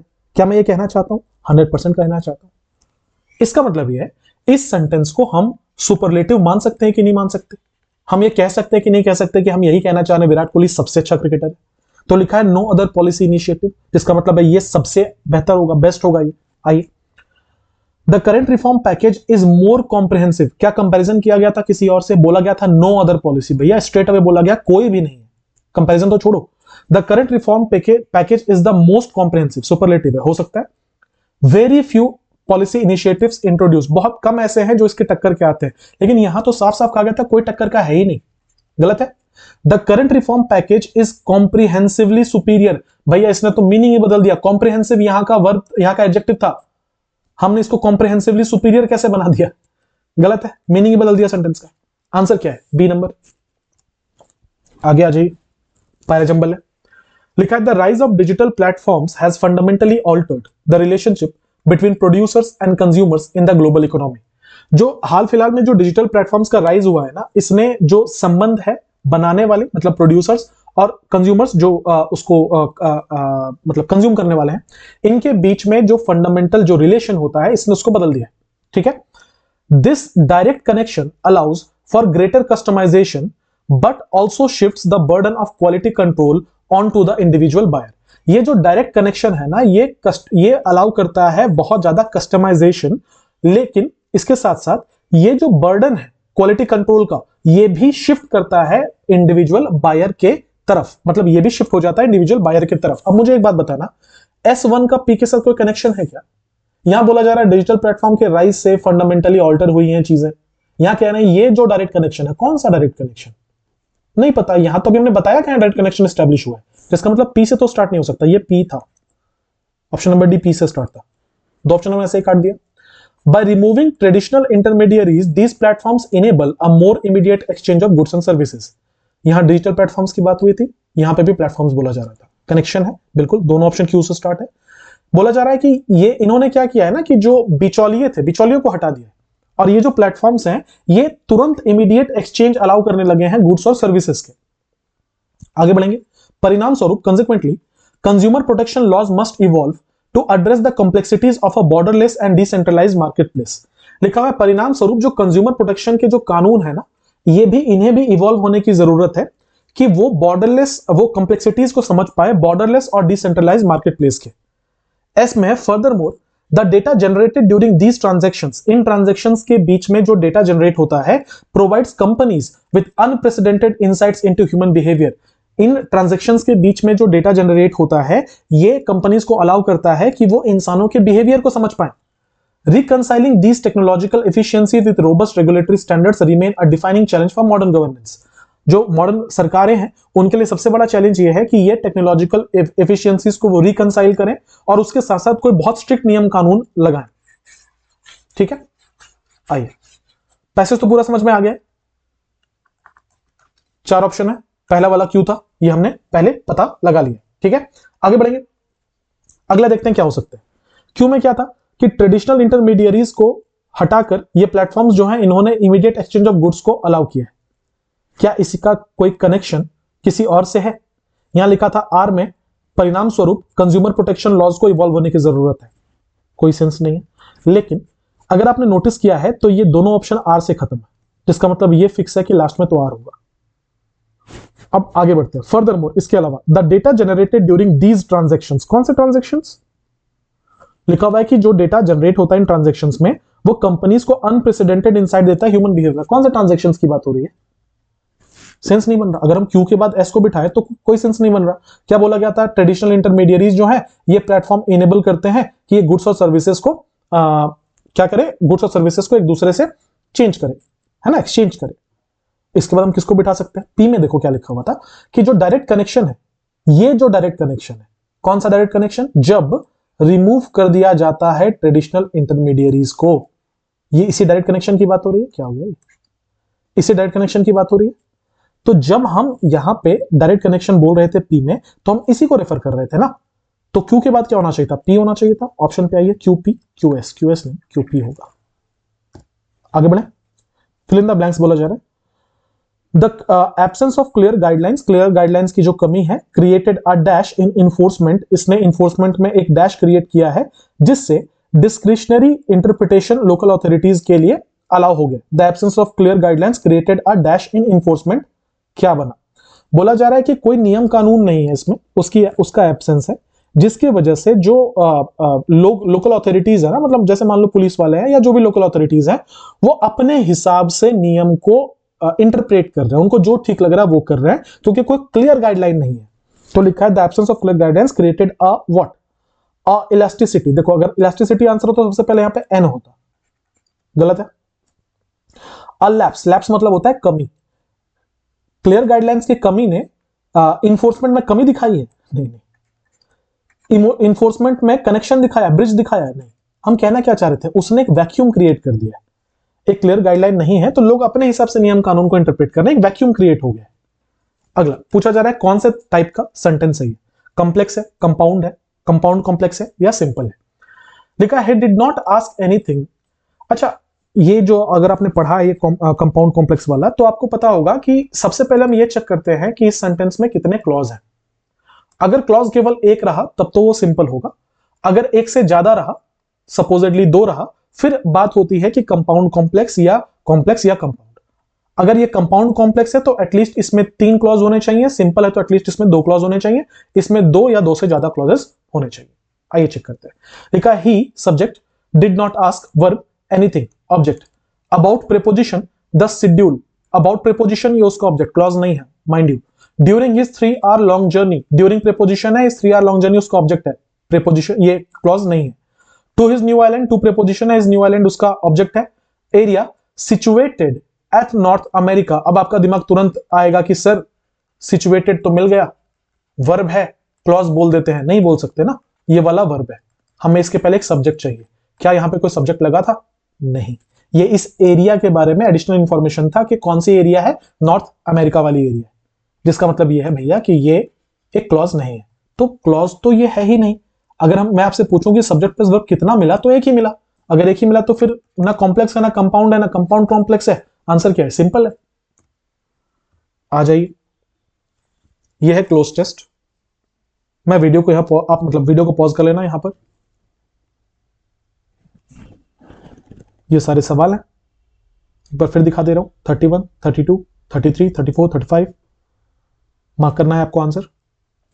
मैं आ रहा हूं एक्सप्लेनेशन पे। एक बार जल्दी जल्दी हम पहले पैसेज पढ़ेंगे, मीनिंग समझेंगे, फिर मैं आऊंगा इसके सोल्यूशन पे। लिखा है Indian music represents a complex and deeply rooted artistic tradition that has evolved through centuries of cultural exchange, philosophical inquiry and aesthetic refinement. लिखा है इंडियन म्यूजिक जो है वो रिप्रेजेंट करता है एक बहुत ही कॉम्प्लेक्स और डीपली रूटेड आर्टिस्टिक ट्रेडिशन को, जो कि सेंचुरीज में इवॉल्व हुआ है कल्चरल एक्सचेंज से, फिलोसॉफिकल इंक्वायरी से या एस्थेटिक रिफाइनमेंट से, जो बहुत क्लासी टेस्ट है उससे। ठीक है। Unlike many Western musical systems that emphasize harmonic progression, Indian classical music places central importance on melody and rhythm, viewing sound as a medium for emotional and spiritual expression. बहुत सारे जो western musical systems हैं उनकी तरह ये नहीं है। Western musical systems में क्या होता है कि हार्मोनिक प्रोग्रेशन के ऊपर, मतलब कनेक्टिविटी के ऊपर ज्यादा ध्यान होता है, लेकिन इंडियन क्लासिकल म्यूजिक जो है उसमें जो सेंट्रल इंपॉर्टेंस वाली चीज है वो है कि आपका राग कैसा है, आपकी धुन कैसी है, मेलेडी कैसा है, रिदम कैसा है। ये एक मीडियम है इमोशनल एक्सप्रेशन का और स्पिरिचुअल एक्सप्रेशन का। द फ्रेमवर्क ऑफ अ राग is not merely a scale but a carefully dashed structure designed to evoke specific moods, times of the day and seasons. लिखा है जो राग जिस तरीके से बनता है ना, जो फ्रेमवर्क है एक राग का, वो केवल एक स्केल नहीं है बल्कि वो एक केयरफुली डैश है, एक बहुत ही ज्यादा केयरफुली डैश है जो कि स्ट्रक्चर डिजाइन है ताकि वो आपका मूड ठीक कर सके किसी भी वक्त पे, किसी भी मौसम में। One of the distinguishing features of Indian music is its reliance on improvisation within clearly defined boundaries. This balance between discipline and creativity allows performers to explore subtle variations while remaining faithful to the core identity of a composition. एक जो distinguishing feature है ना, जो बाकी सब जगह से Indian music को अलग करता है, वो ये है कि इसमें इम्प्रोवाइज करने का बहुत स्पेस होता है, जिसका मतलब है आप अपने हिसाब से छेड़छाड़ कर सकते हो धुन के साथ, राग के साथ, obviously with in a certain boundary आप ऐसा कर सकते हो। जो बैलेंस है डिसिप्लिन और क्रिएटिविटी के बीच में, एक इतना खूबसूरत बैलेंस है कि ये अलाउ करता है परफॉर्मर्स को कि वो अपने थोड़े थोड़े वेरिएशंस बीच में ले सकते हैं, हालांकि जो कोर कंपोजिशन है उसको ध्यान में रखकर। Such an approach demands sustained practice and a nuanced understanding of tonal relationships, without which musical expression risks becoming dash rather than evocative. लिखा हुआ है कि ऐसा करने के लिए, अब ऐसा नहीं कि मतलब कोई भी उठ के आएगा और इंडियन राग के साथ वो थोड़ी छेड़छाड़ कर सकता है, कुछ अपना डाल सकता है, ऐसा नहीं। ये चीज इस अप्रोच को अचीव करने के लिए बहुत ज्यादा प्रैक्टिस की जरूरत होती है, बहुत ज्यादा समझ की जरूरत होती है टोनल रिलेशनशिप की, और बिना म्यूजिकल एक्सप्रेशन के ये रिस्क रहता है कि वो डैश हो जाएगा इवोकेटिव बनने के जगह पर। ठीक है। The oral tradition through which Indian music has been transmitted has further reinforced its dash character with knowledge pass from teacher to disciple across generations. लिखा हुआ ये जो ओरल ट्रेडिशन है ना, जिसके थ्रू इंडिया का जो म्यूजिक है वो ट्रांसमिट हो रहा है, मतलब जो ओरल मतलब ये जो बोलकर सिखाई जाने वाला ये जो हमारा ट्रेडिशन है, जिसकी वजह से इंडियन म्यूजिक जो है वो ट्रांसमिट हो रहा है आगे, वो एक इंडिया का डैश कैरेक्टर है विदाउट नॉलेज, विथ नॉलेज, जिसमें टीचर से डिसाइपल तक जनरेशंस में नॉलेज जाता है, गुरु से शिष्य में ये गाने के का नॉलेज जाता है। However, the increasing influence of digital platforms has transformed both learning and dissemination, raising concerns about the potential dash of depth in musical training लिखा हुआ है। लेकिन ये जो डिजिटल प्लेटफॉर्म्स का बढ़ता हुआ इन्फ्लुएंस है ना, इसने लर्निंग को और म्यूजिक को फैलाने को दोनों के ऊपर चिंताएं व्यक्त कर दी हैं कि इससे जो म्यूजिक ट्रेनिंग का डेप्थ है वो डैश हो रहा है। While technology has expanded access, it cannot substitute the immersive experience essential to mastering an art form that is inherently dash in nature। लिखा हुआ है जबकि टेक्नोलॉजी जो है वो बहुत मतलब रीच टेक्नोलॉजी ने बहुत ज्यादा बढ़ाया है, ये सब्स्टिट्यूट नहीं कर सकता एक इमर्सिव एक्सपीरियंस को। मतलब जो लोग डूब के बिल्कुल म्यूजिक सुनते या गाते हैं उसको ये सब्स्टिट्यूट नहीं कर सकता। और ये बहुत ज्यादा जरूरी है कि आप डूब कर सीखो एक ऐसे आर्ट को मास्टर करना जो कि इनहेरेंटली मतलब पैदाइशी डैश है नेचर में। आइए, तो बेसिकली पूरा पैसेज किसके बारे में है? इंडियन म्यूजिक के बारे में। इंडियन म्यूजिक कितना कॉम्प्लिकेटेड है, इसको सीखने के लिए क्या कॉम्प्रोमाइजेस करने पड़ते हैं, इनके बारे में। आइए, अब मैं सिर्फ वो लाइन पढ़ूंगा जिस लाइन में ब्लैंक है। लिखा है द फ्रेमवर्क ऑफ अ राग is not merely a scale but a carefully dash structure. जो फ्रेमवर्क है राग का वो केवल एक स्केल नहीं है बल्कि एक केयरफुली डैश स्ट्रक्चर है जो कि कुछ मूड को इवोक करने के लिए किसी भी मौसम में किसी भी दिन के वक्त पे बनाया गया है। द फ्रेमवर्क ऑफ अ राग is not merely a scale but a carefully dash, positive word होना चाहिए, हम उसकी तारीफ कर रहे हैं राग की। आई, फ्लेक्सिबल, इंट्यूटिव, कोडिफाइड, ऑर्नामेंटल। देखो ऑर्नामेंटल का मतलब होता है सजाने योग्य। कंटेक्स्ट समझना, क्या बोला गया है कि राग का जो फ्रेमवर्क है वो केवल स्केल नहीं है बल्कि वो केयरफुली डैश स्ट्रक्चर है। केयरफुली क्या स्ट्रक्चर है? केयरफुली फ्लेक्सिबल स्ट्रक्चर है। फ्लेक्सिबल केयरफुली कैसे होगा? दोनों वर्ड कभी साथ में देखा? केयरफुली फ्लेक्सिबल नहीं ना। इंट्यूटिव जो खुद ब खुद आता है, राग खुद ब खुद आता है, वो केयरफुली इंट्यूटिव स्ट्रक्चर है। किस कोई इंसान पैदा होता है राग के साथ? नहीं भाई। आंसर क्या होगा? कोडिफाइड। ये एक बहुत ही केयरफुली कोडिफाइड स्ट्रक्चर है।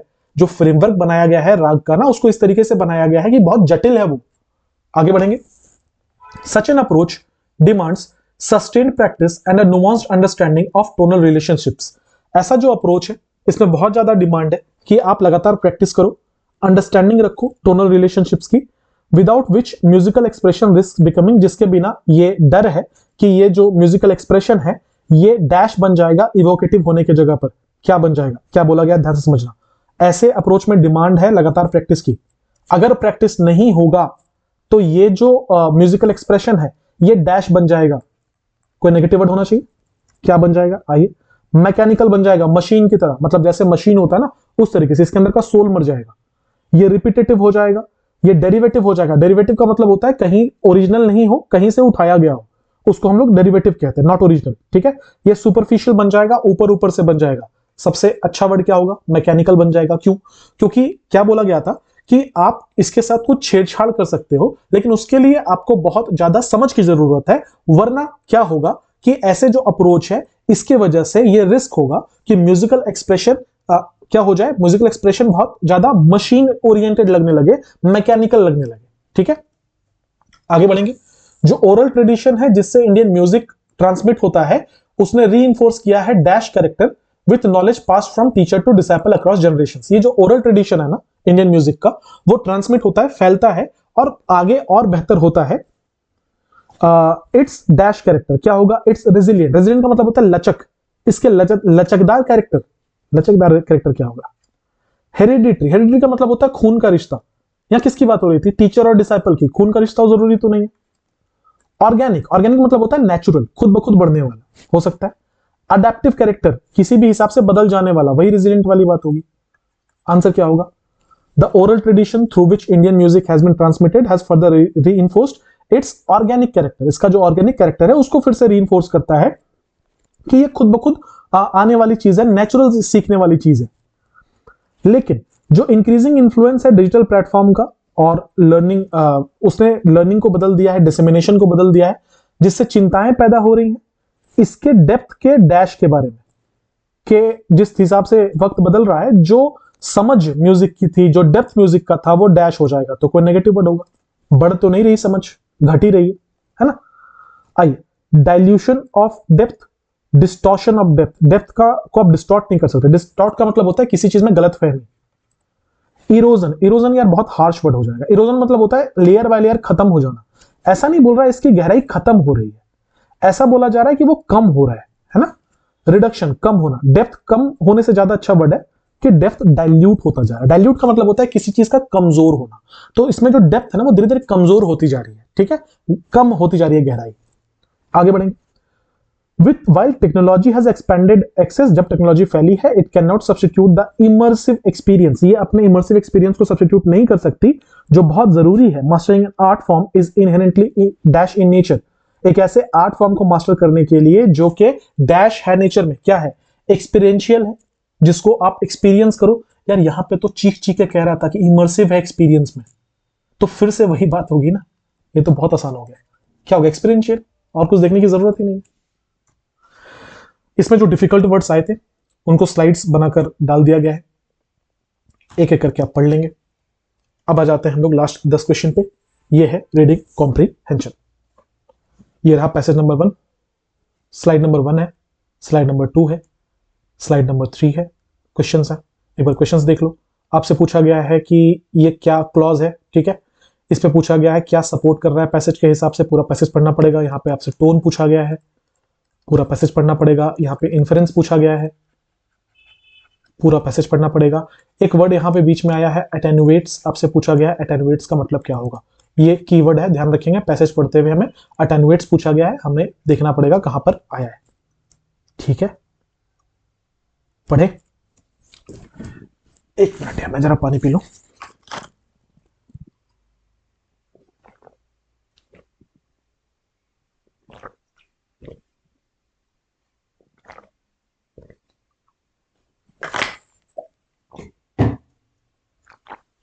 आइए तेजी से पैसेज पढ़ते हैं।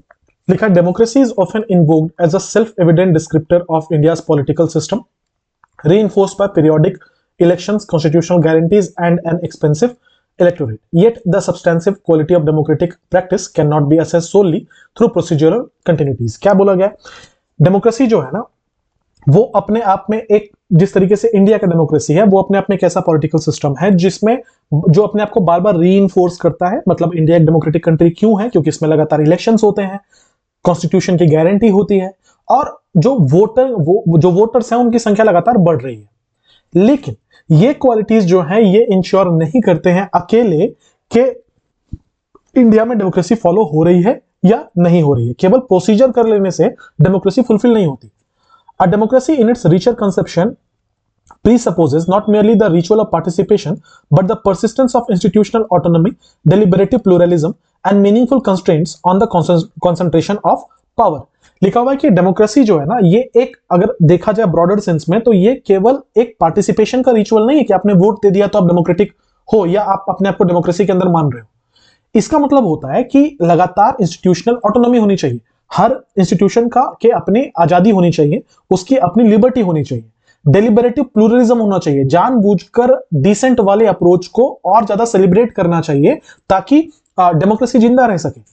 इसके साथ साथ जहां पे नियम कानून को कंस्ट्रेंट करने की जरूरत है, कंट्रोल करने की जरूरत है, पावर को कंट्रोल करने की जरूरत है, वो भी करना चाहिए। इन recent years, however, the distance between democratic form and democratic substance has become increasingly conspicuous. Electoral legitimacy has been accompanied by a narrowing of dissenting space where opposition is frequently delegitimized rather than engaged. लेकिन हाल फिलहाल के सालों में जो democratic form और democratic substance के बीच का difference है ना, कहने का मतलब है कि डेमोक्रेसी होना और डेमोक्रेसी एक्चुअली फॉलो होना, इसके बीच में अंतर बहुत क्लियर नजर आ रहा है। जो इलेक्टोरल लेजिटिमेसी है वो इस बात पे ज्यादा देखी जा रही है कि इलेक्शन हुआ या नहीं हुआ। हाँ, इलेक्शन तो हो गया, लेकिन इलेक्शन होने के बाद, किसी के जीतने किसी के हारने के बाद, जो चीजें एक डेमोक्रेसी में फॉलो होनी चाहिए, जैसे कि अपोजिशन को उसका सम्मान देना, अपोजिशन को के व्यूज को रिस्पेक्ट करना, वो चीज खत्म होती जा रही है। और ये केवल सेंट्रल नहीं, हर स्टेट गवर्नमेंट की भी बात है। The steady recalibration of institutional roles, particularly those tasked with accountability, has raised concerns about whether formal independence has given way to functional compliance. ये जो लगातार रोल्स को बदला जा रहा है, खास करके उन रोल्स को जिनमें जिम्मेदारियां इंक्लूडेड है, इसने चिंता बढ़ाई है कि क्या जो पहले जो इंडिपेंडेंस मिलता था किसी भी इंस्टीट्यूशन को, लेट्स से किसी स्टेट गवर्नमेंट के एक्साइज को या सेंट्रल गवर्नमेंट के ईडी सीबीआई को, ये जिम्मेदारियां धीरे धीरे बनके केवल फंक्शनल कंप्लायंस रह गई है कि कहने को वो है, उनके पास कोई हक नहीं है, कोई राइट्स नहीं है उनके। when oversight bodies exhibit reticence in movements demanding assertiveness, democratic equilibrium is subtly but significantly altered। जब कोई चीज को नजरअंदाज कर दिया जाता है, खास करके वहां पर जहां पर बोलने की आवश्यकता है, तो ये जो इक्विलिब्रियम है, ये जो बैलेंस है डेमोक्रेसी का ना, ये धीरे धीरे करके खत्म होना स्टार्ट होता है। Public discourse, once characterized by contestation and negotiation, now appears increasingly majoritarian in orientation. The invocation of popular mandate is often deployed as a justificatory shield against scrutiny, implying that numerical dominance obviates the need for restraint। बहुत अच्छा line है। क्या बोला गया है कि public discourse एक वक्त पे जो कंटेस्टेशन और नेगोशिएशन जिसकी बातें थी, मतलब जनता के विचार एक वक्त पे जब ये डिबेट्स के थ्रू डिसाइड होता था, अब ऐसा हो गया है कि जो ज्यादा संख्या में होगा उसकी ही बात रहेगी। जो पॉपुलर मैंडेट किसी भी पॉलिटिकल पार्टी को इलेक्शन में मिलता है, वो उसको एज अ जस्टिफिकेटरी शील्ड यूज करते हैं कि हम तो मेजोरिटी में, हमें तो जनता ने जिताया है, हमारा जो मन करेगा हम वो करेंगे, हमारे खिलाफ सवाल मत पूछना। ठीक है। This conflation of electoral victory with moral infallibility risk reducing democracy to a calculus of numbers, thereby marginalizing constitutional principles intended to safeguard minorities and dissenters alike। ये जो मिक्सअप हो गया है ना इलेक्टोरल विक्ट्री का, कि अगर मैं इलेक्शन में जीता हूं तो मेरी मोरालिटी चली गई चूल्हे में। ठीक है, कि मुझे पूरा हक मिल गया कि मुझे जो ठीक लगेगा मैं वो करूंगा, मुझे किसी भी किस्म से कोई मना नहीं कर सकता क्योंकि मुझे जनता ने जिताया है। ठीक है। इसकी वजह से क्या हो रहा है कि डेमोक्रेसी केवल एक नंबर बनकर रह गया है, और जो भी किसी भी एरिया के जो माइनॉरिटीज हैं या जो डिसेंटर्स हैं, उनकी कोई वैल्यूज नहीं रह गई है। ठीक है। कुछ लोग इमोशनली थोड़े से ज्यादा प्रोवोकेटिव होते हैं, उनके लिए मैं एक बार बता दूं कि ये पैसेज नॉन पॉलिटिकल है। मैं किसी पॉलिटिकल पार्टी को ये बारे में कुछ नहीं कह रहा, मैं बार बार कह रहा हूं ये स्टेट गवर्नमेंट, सेंट्रल गवर्नमेंट, हर किसी के लिए ये पैसेज बनाया गया है। पैसेज मैंने नहीं बनाया। ठीक है। पैसेज क्वेश्चन के फॉर्म में, ये मेरा ओपिनियन नहीं है, ये जो ऑथर है उसका ओपिनियन है। ठीक है। तो इससे पहले कि आपके अंदर का क्रांतिकारी जाग जाए, भावनाओं को कंट्रोल करना और पढ़ाई करना, ये सब चीजें कभी काम नहीं आती। थोड़े बड़े हो जाओगे तो समझ जाओगे मैं जो बोल रहा हूं। अभी मैं समझा भी नहीं पाऊंगा आपको क्योंकि आप समझने की स्थिति में नहीं हो। Equally troubling is the transformation of civic participation into episodic affirmation rather than sustained engagement. लिखा है, और इतनी ही ज्यादा परेशान करने वाली है ये जो ट्रांसफॉर्मेशन हुआ है ना सिविक पार्टिसिपेशन का एपिसोडिक अफर्मेशन में सस्टेन एंगेजमेंट की जगह। कहने का मतलब है कि इतना ही ज्यादा परेशान करने वाला ये है कि जनता किसी पॉलिटिकल पार्टी को या किसी व्यूज को एक वक्त पे सपोर्ट करती है, पर वो बहुत कम होता है, या एक जगह पे आके अपोज करती है, लेकिन वो बहुत कम होता है। ठीक है। जरूरत किसकी है कि लंबे समय तक जनता इस चीज पे टिकी रहे कि अच्छे को अच्छा बोले और बुरे को बुरा बोले। एपिसोडिक नहीं होना चाहिए, अभी हुआ फिर 3 साल बाद जनता जागेगी, ये नहीं होना चाहिए। Citizens are encouraged to perform democracy at the ballot box, yet discouraged from interrogating power between electoral cycles. Such a model privileges acquires over agency, fostering a political culture in which compliance masquerades as consent। लिखा हुआ है, citizens जो है ना, उनको ये मजबूर किया जाता है या उनको उकसाया जाता है कि आप बैलेट बॉक्स के दिन अपने आप को डेमोक्रेसी में समझो, क्योंकि वोट देना तो जरूरी है। लेकिन एक बार जब आपने वोट दे दिया और डेमोक्रेसी को आपने जिता दिया है, उसके बाद जो डेमोक्रेसी का दूसरा अंग है सवाल करने का, ये मत करना। ऐसे जो मॉडल है ये प्रिविलेज करते हैं एजेंसी को कि वो एक ऐसा पॉलिटिकल कल्चर बना ले जिसमें जो वो बोले आप वही माने और उसको आपका कंसेंट बना के दुनिया के सामने दिखाया जाए कि आपने ही तो कहा था। To question whether India remains a democracy, therefore, is not to deny its constitutional architecture, but to interrogate its lived reality। लिखा हुआ है कि ये सवाल करना कि इंडिया डेमोक्रेसी है या नहीं है, ये बात जब इंडिया में पूछा जाता है कि क्या इंडिया डेमोक्रेटिक है, तो ये बात नहीं हो रही कि कॉन्स्टिट्यूशन हमें क्या अलाउ करता है, वो चीज तो है। प्रैक्टिकल होकर बोलो, क्या ये लिव्ड रियलिटी में एक डेमोक्रेसी में जी रहे हैं हम? The erosion of democratic norms rarely manifest through abrupt rupture, it proceeds incrementally, cloaked in legality and normalized through repetition। लिखा है कि ये जो इरोजन है डेमोक्रेटिक नॉर्म्स का, जो धीरे धीरे करके ये जो इरोजन हो रहा है, ऐसा नहीं है कि ये एब्रप्ट रप्चर है। कहने का मतलब है ऐसा नहीं हो कि रातों रात डेमोक्रेसी कहीं की खत्म हो जाती है, ये धीरे धीरे होता है, इंक्रीमेंटल प्रोसेस है। ठीक है। लीगैलिटी में का भेस बना के कभी नॉर्मलाइज कर देना रिपीटेशन के थ्रू, मतलब ये धीरे धीरे डेमोक्रेसी खोखली होती है, एक रात की बात नहीं है।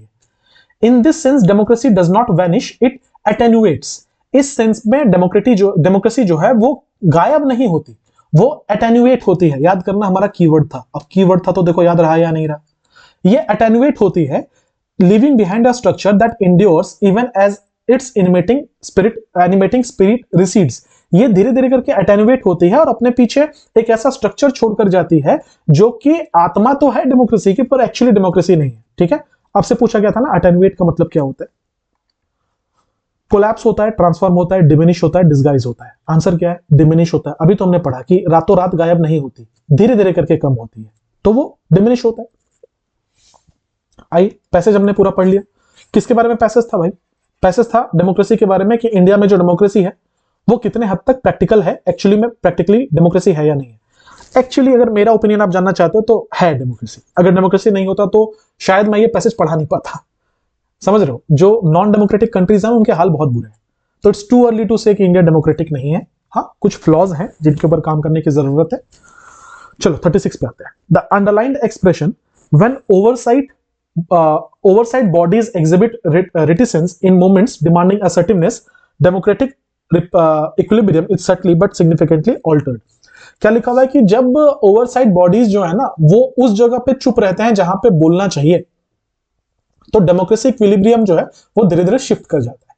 आपसे पूछा गया ये कौन सा क्लॉज है, तो देखो लिखा था डेमोक्रेटिक इक्विलिब्रियम शिफ्ट कर जाता है। मैं आपसे पूछूं कब, व्हेन, या अगर मैं आपसे पूछूं कि अंडर व्हाट, इधर लिख रहा हूं अंडर व्हाट कंडीशंस, किन परिस्थितियों में ऐसा होता है। जवाब मिलेगा क्या? हाँ जी मिलेगा। जिसका मतलब है कि ये जो ऑल्टर्ड वर्ड था, ये जो वर्ब था ऑल्टर्ड, इसी को क्वालिफाई करने के लिए पूरा फ्रेज, पूरा क्लॉज आया था कि ऑल्टर हो जाता है। कब ऑल्टर हो जाता है? जब ओवरसाइड बॉडीज जो है वो रिटिसेंस एग्जिबिट करती हैं। जिसका मतलब है अगर ये वर्ब को क्वालिफाई करने के लिए आ रहा है तो ये एडवर्ब होना चाहिए। तो एडजेक्टिव वाला सबसे पहले हटा दो, नाउन क्लॉज हटा दो, एडवर्ब है। एडवर्ब ऑफ प्लेस है क्या? जगह बता रहा था क्या? नहीं, एडवर्ब ऑफ कंडीशन है। आंसर होगा। आगे बढ़ते हैं। Which of the following statements is या are supported by the passage, passage में कौन से स्टेटमेंट को सपोर्ट किया गया है? Electoral procedures alone are insufficient to guarantee democratic depth. यही तो पूरे पैसेज का सार था कि केवल वोट देने से डेमोक्रेसी नहीं होती। तो वन वाला तो करेक्ट है, वन वाला करेक्ट है, वन वाला करेक्ट है। यहां पे वन ऑप्शन में नहीं था, यहां वन ऑप्शन में नहीं था। Majoritarian dominance can undermine constitutional safeguards, मतलब अगर कोई पार्टी अगर मेजोरिटी में आती है और वो अगर डोमिनेट करने लगती है तो इससे जो हमारे संविधान की जो मतलब इंपॉर्टेंट चीजें हैं वो अंडरमाइन हो जाती हैं, वो खत्म होने लगती हैं। ये बात बिल्कुल ठीक है। तो टू भी करेक्ट है, ओनली वन वाला आंसर नहीं होगा। आंसर कौन सा? Option number B. 38 पे आइए। बोल रहा है the tone of the passage can be best described as, हम टोन क्या कह सकते हैं? कन्फ्रंटेशनल है, पोलेमिकल है। पोलेमिकल का मतलब होता है बहुत एग्रेसिव है, फुल ऑफ क्रिटिसिज्मेंट है, हार्श वर्ड्स के साथ। ऐसा था क्या कि गाली गलौज कर दिया गया बिल्कुल बीच में आके कि एकदम भद्दी डेमोक्रेसी है यहाँ की, इस डेमोक्रेसी का तो कोई मतलब ही नहीं होता, ऐसा कुछ तो नहीं किया गया था। जिसका मतलब पॉलेमिकल तो नहीं है, स्केप्टिकल है, लेकिन फिर भी एनालिटिकल रिस्ट्रेंड है। डाउट्स दिखाए गए हैं डेमोक्रेसी के बारे में कि पूरे श्योर नहीं है कि डेमोक्रेसी है या नहीं है, तो स्केप्टिकल तो है ये, लेकिन वो रिस्ट्रेंड भी है। ये मुंह खोलकर नहीं कह रहा ऑथर कि भैया डेमोक्रेसी खत्म होने वाली है, ऐसा नहीं है ना। सिनिकल है, डिसमिसिव है, कह दिया बिल्कुल डेमोक्रेसी खत्म है, ऐसा नहीं है। न्यूट्रल है, डिस्क्रिप्टिव है, डिस्क्राइब नहीं किया जा रहा किसी चीज को, डेमोक्रेसी क्या होता है ये तो नहीं बताया जा रहा। देखिए ऑप्शन आंसर होगा। हम क्या इन्फर कर सकते हैं? अ कंसिक्वेंस ऑफ लीगल इनएडिक्वेसी, कोई कानून नहीं है इस वजह से ऐसा हो रहा है। डेमोक्रेसी क्यों डिक्लाइन हो रहा है? क्योंकि कोई कानून नहीं बना। कानून क्या बनेगा भाई इसमें? N inevitable by product of mass politics, जब बहुत सारे पॉलिटिकल पार्टीज होंगे तो ऐसा हो जाएगा। Irrelevant. Gradual normalisation of diminished accountability, मतलब जब जिम्मेदारियों की कमी हो जाती है तो ये होता है, ये हो सकता है। डिस्टॉर्शन ऑफ इलेक्टोरल वोलेटिलिटी, जो वोटर्स हैं उनके साथ छेड़छाड़ की जाती है। आंसर क्या? ऑप्शन नंबर सी। 40 हमने पढ़ लिया है। ये कुछ वर्ड्स है, इनको पढ़ लेना आप। आगे बढ़े, आ जाओ लास्ट पैसेज पे। ये है स्लाइड नंबर 1, स्लाइड नंबर 2, 41, 42, 43, 44, 45। लिखा है द वर्ड परफॉर्मेटिव। पैसेज में कहीं पर परफॉर्मेटिव वर्ड आया था, कीवर्ड है हमारा, नोट करके रखना। पूछा गया इसका मतलब क्या होता है। यहां पूछा गया इन्फरेंस क्या है, यहां पूछा गया है सेंट्रल आर्ग्यूमेंट क्या है, यहां पूछा गया कौन सा करेक्ट है, अंडरलाइन सेगमेंट है, क्लॉज या फ्रेज बताना है। ठीक है, आइए पढ़ते हैं। लिखा है India's startup ecosystem has frequently been celebrated as a testament to entrepreneurial resurgence marked by proliferation of ventures spanning technology, finance, logistics and consumer services. India का जो स्टार्टअप इकोसिस्टम है ना, ये इसे बहुत सेलिब्रेट किया जाता है क्योंकि एक सबूत माना जाता है कि भारत में जो एंटरप्रेन्योर्स हैं, जो बिजनेसेस हैं, वो कैसे ग्रो कर रहे हैं, क्योंकि वेंचर जो है टेक्नोलॉजी के ऊपर, फाइनेंस के ऊपर, ये बढ़ते जा रहे हैं। This narrative of dynamism however warrants a more calibrated appraisal. लेकिन ये जो कहानी हमें सुनाई जा रही है ना, इसको थोड़ा सा फाइन ट्यून करने की जरूरत है। While numerical indicators such as valuation milestones and investment inflows suggest vitality, they often obscure structural fragilities that undermine the ecosystem's long-term resilience.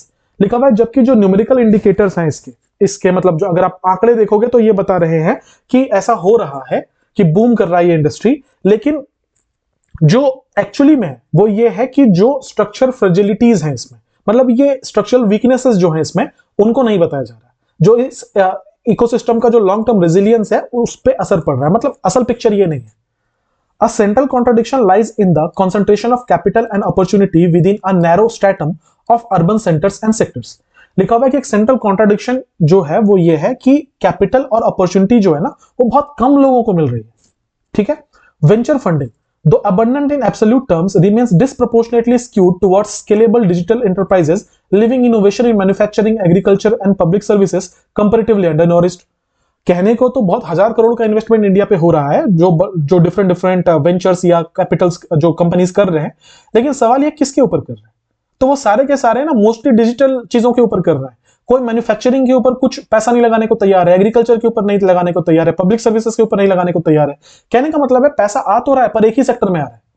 This asymmetry reinforces a model of entrepreneurship driven less by problem solving imperatives than by speculative scalability where growth metrics eclipse substantive value creation। लिखा हुआ ये जो asymmetry है ना, ये जो कहीं ज्यादा कहीं कम, ये जो एसिमेट्री क्रिएट हो रही है, इसके वजह से ऐसे किस्म के मॉडल्स आ रहे हैं जो कि प्रॉब्लम सॉल्विंग नहीं देख रहे, जो कि क्या कर रहे हैं, जो कि केवल ये देख रहे हैं कि कंपनी कितनी बड़ी बन सकती है, जिसके वजह से ग्रोथ मैट्रिक्स जो है वो वैल्यू क्रिएशन को सब्स्टिट्यूट कर रहा है। कहने का मतलब है एक स्टार्टअप में और एक कन्वेंशनल बिजनेस में क्या डिफरेंस होता है? डिफरेंस ये होता है कि कन्वेंशनल बिजनेस जो है वो रिस्क नहीं लेता, उसका पूरा पर्पस केवल प्रॉफिट बनाना होता है, जबकि स्टार्टअप वो होता है जो कि वैल्यू प्रोवाइड करता है। स्टार्टअप वो होता है जो कि रिस्क लेने को तैयार है क्योंकि वो कुछ बदलना चाहता है। लेकिन जब यहां पे जो पूरा का पूरा मॉडल है स्टार्टअप का, वो केवल और केवल पैसे के ऊपर बेस हो जाए ना, तो ये प्रॉब्लम सॉल्विंग वाली बात जो है वो खिड़की से बाहर चली जाती है। Moreover, the prevailing culture with in the startup landscape increasingly mirrors the very corporate orthodoxies it once sought to disrupt. Risk aversion disguised as strategic prudence, replication masquerading as innovation, and premature pursuits of exits have diluted the transformative potential of entrepreneurial endeavor. लिखा हुआ है कि इसके अलावा ये जो culture है ना स्टार्टअप में कि क्या करना है भैया, कि जिस तरीके से कॉर्पोरेट वाले काम करते हैं उस तरीके से बस प्रॉफिट मेकिंग के ऊपर काम करो, तो ये ना वही कल्चर डेवलप कर रहा है जिसके बारे में ये कहता था कि ये कल्चर को तोड़ने के लिए स्टार्टअप है। फिर तो कन्वेंशनल बिजनेस ही कर लो, है ना। रिस्क लेने की जो क्षमता है, रिस्क को हटा देना मतलब रिस्क नहीं लेना, अक्सर कहा जाता है कि ये बहुत समझदारी का डिसीजन है। किसी चीज के जो फिट हो गया है, जो कि सुपर हिट चल रहा है, उसको रेप्लिकेट कर देना, मतलब जो फॉर्मूला ऑलरेडी फिट है उसी फॉर्मूला को फिर से यूज कर लेना, इनोवेशन कहलाने लगा है। और किसी भी कंपनी से एग्जिट ले लेना, उसके ट्रांसफॉर्मेटिव जो पोटेंशियल है ना, उसको वो कम कर देता है। कहने का मतलब है कि जिस मोमेंट पे मुझे ऐसा लगा कि भैया ये कंपनी जो है ये प्रॉफिट देने लगी है, मैं बेच के निकल जाऊंगा, तो इससे क्या हो रहा है कि ये जो ट्रांसफॉर्मेटिव पोटेंशियल था, कुछ बड़ा बनाने की जो क्षमता थी, ये क्षमता ही खत्म होती जा रही है। जैसे फॉर एग्जांपल अभी क्यूइंग ठीक ठाक बड़ा हो गया, तो अब मैं देखता हूं कि कौन सी कंपनी से खरीद लेगी, मैं उसको बेच के निकल जाता हूं। क्या मतलब बना फिर इतनी मेहनत का? इतनी मेहनत तो मैंने इसलिए की ना कि मैं इसको कुछ बड़ा बना पाऊं। अब जैसे ही मुझे प्रॉफिट आने लगेगा, मैं अगर इसको बेच के निकल जाऊंगा, तो इसका मतलब ये तो अपने स्टार्टअप का गला घोटने वाली बात होगी। तो यहां पे वही किया जा रहा है। In such an environment, failure, once considered an instructive phase, has become stigmatized, discouraging experimentation and reinforcing conformity. Fail होना जहां स्टार्टअप में एक वक्त पे एक बहुत इंस्ट्रक्टिव फेज माना जाता था, कुछ सिखाने के लिए लोग फेल होते थे तो खुश होते थे, चलो कुछ नया सीखे। अब क्या हो गया, अब लोग इसको एक स्टिग्मा की तरफ देखते हैं कि फेल नहीं होना, जो भी करना है, मतलब पैसे नहीं डूबने चाहिए।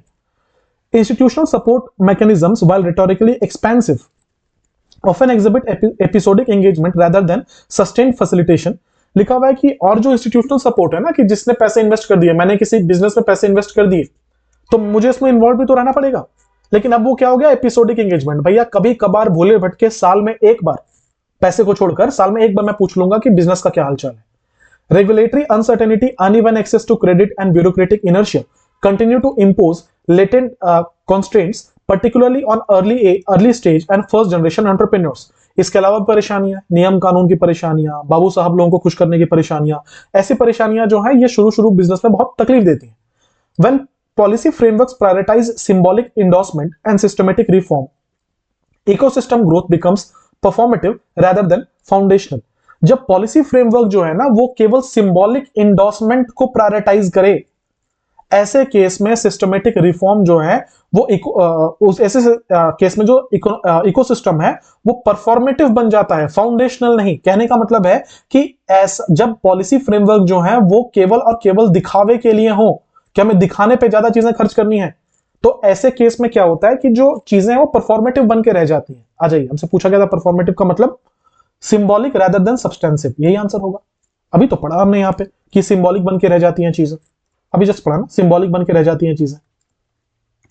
आई to regard India's startup ecosystem as either unequivocally robust or fundamentally flawed would be an oversimplification. लेकिन इंडिया का जो स्टार्टअप इकोसिस्टम है उसको एकदम से ये कह देना कि या तो बहुत ज्यादा रोबस्ट है या तो फंडामेंटली उसमें कुछ गड़बड़ है, ये मैटर को ओवर सिंप्लीफाई करने जैसा है। Its trajectory reflects a tension between aspiration and architecture.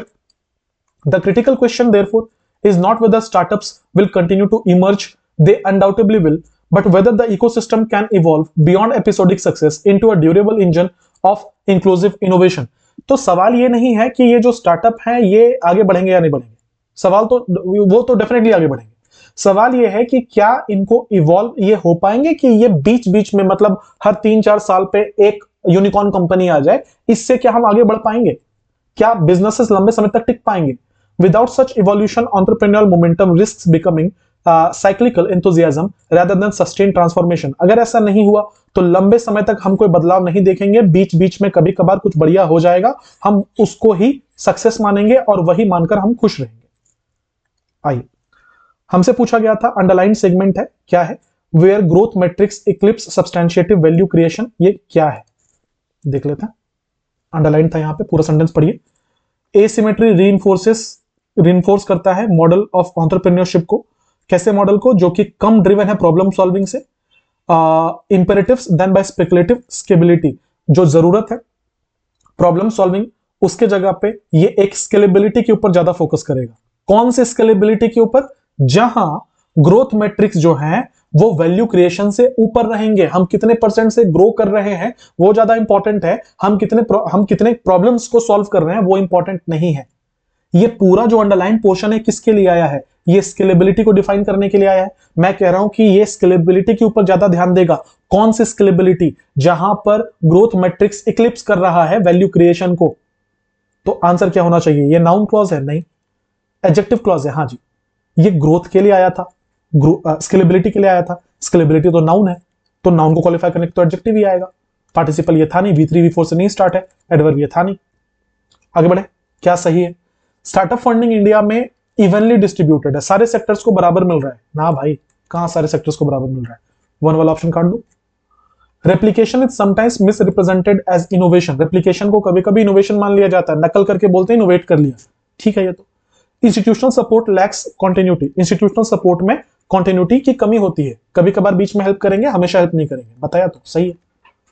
Central argument क्या है पैसेज का इंडिया स्टार्टअप इकोसिस्टम के बारे में, कि इसने मीनिंगफुल इकोनॉमिक आउटकम्स, जितना पैसा इनसे उम्मीद की जा रही थी वो ये कमा के नहीं दे पाए। पैसे की उम्मीद तो की नहीं जा रही थी। ये रेगुलेटरी हॉस्टिलिटी से कंस्ट्रेन्ड है, ये कंट्रोल्ड है क्योंकि नियम कानून बहुत सख्त है।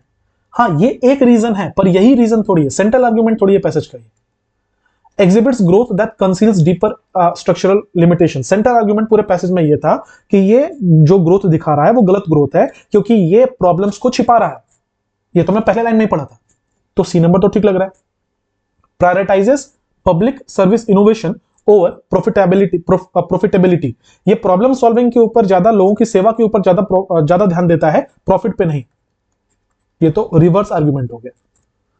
44 पे आइए, क्या इन्फर कर सकते हैं हम कि जो एग्जिट के ऊपर एक्सेसिव फोकस है, वो क्यों है? पहला, encourage capital recycling with in the ecosystem, ताकि वो जो पैसा है वो वापस वो इन्वेस्ट कर सके, कहीं नहीं बोला गया था पैसेज में।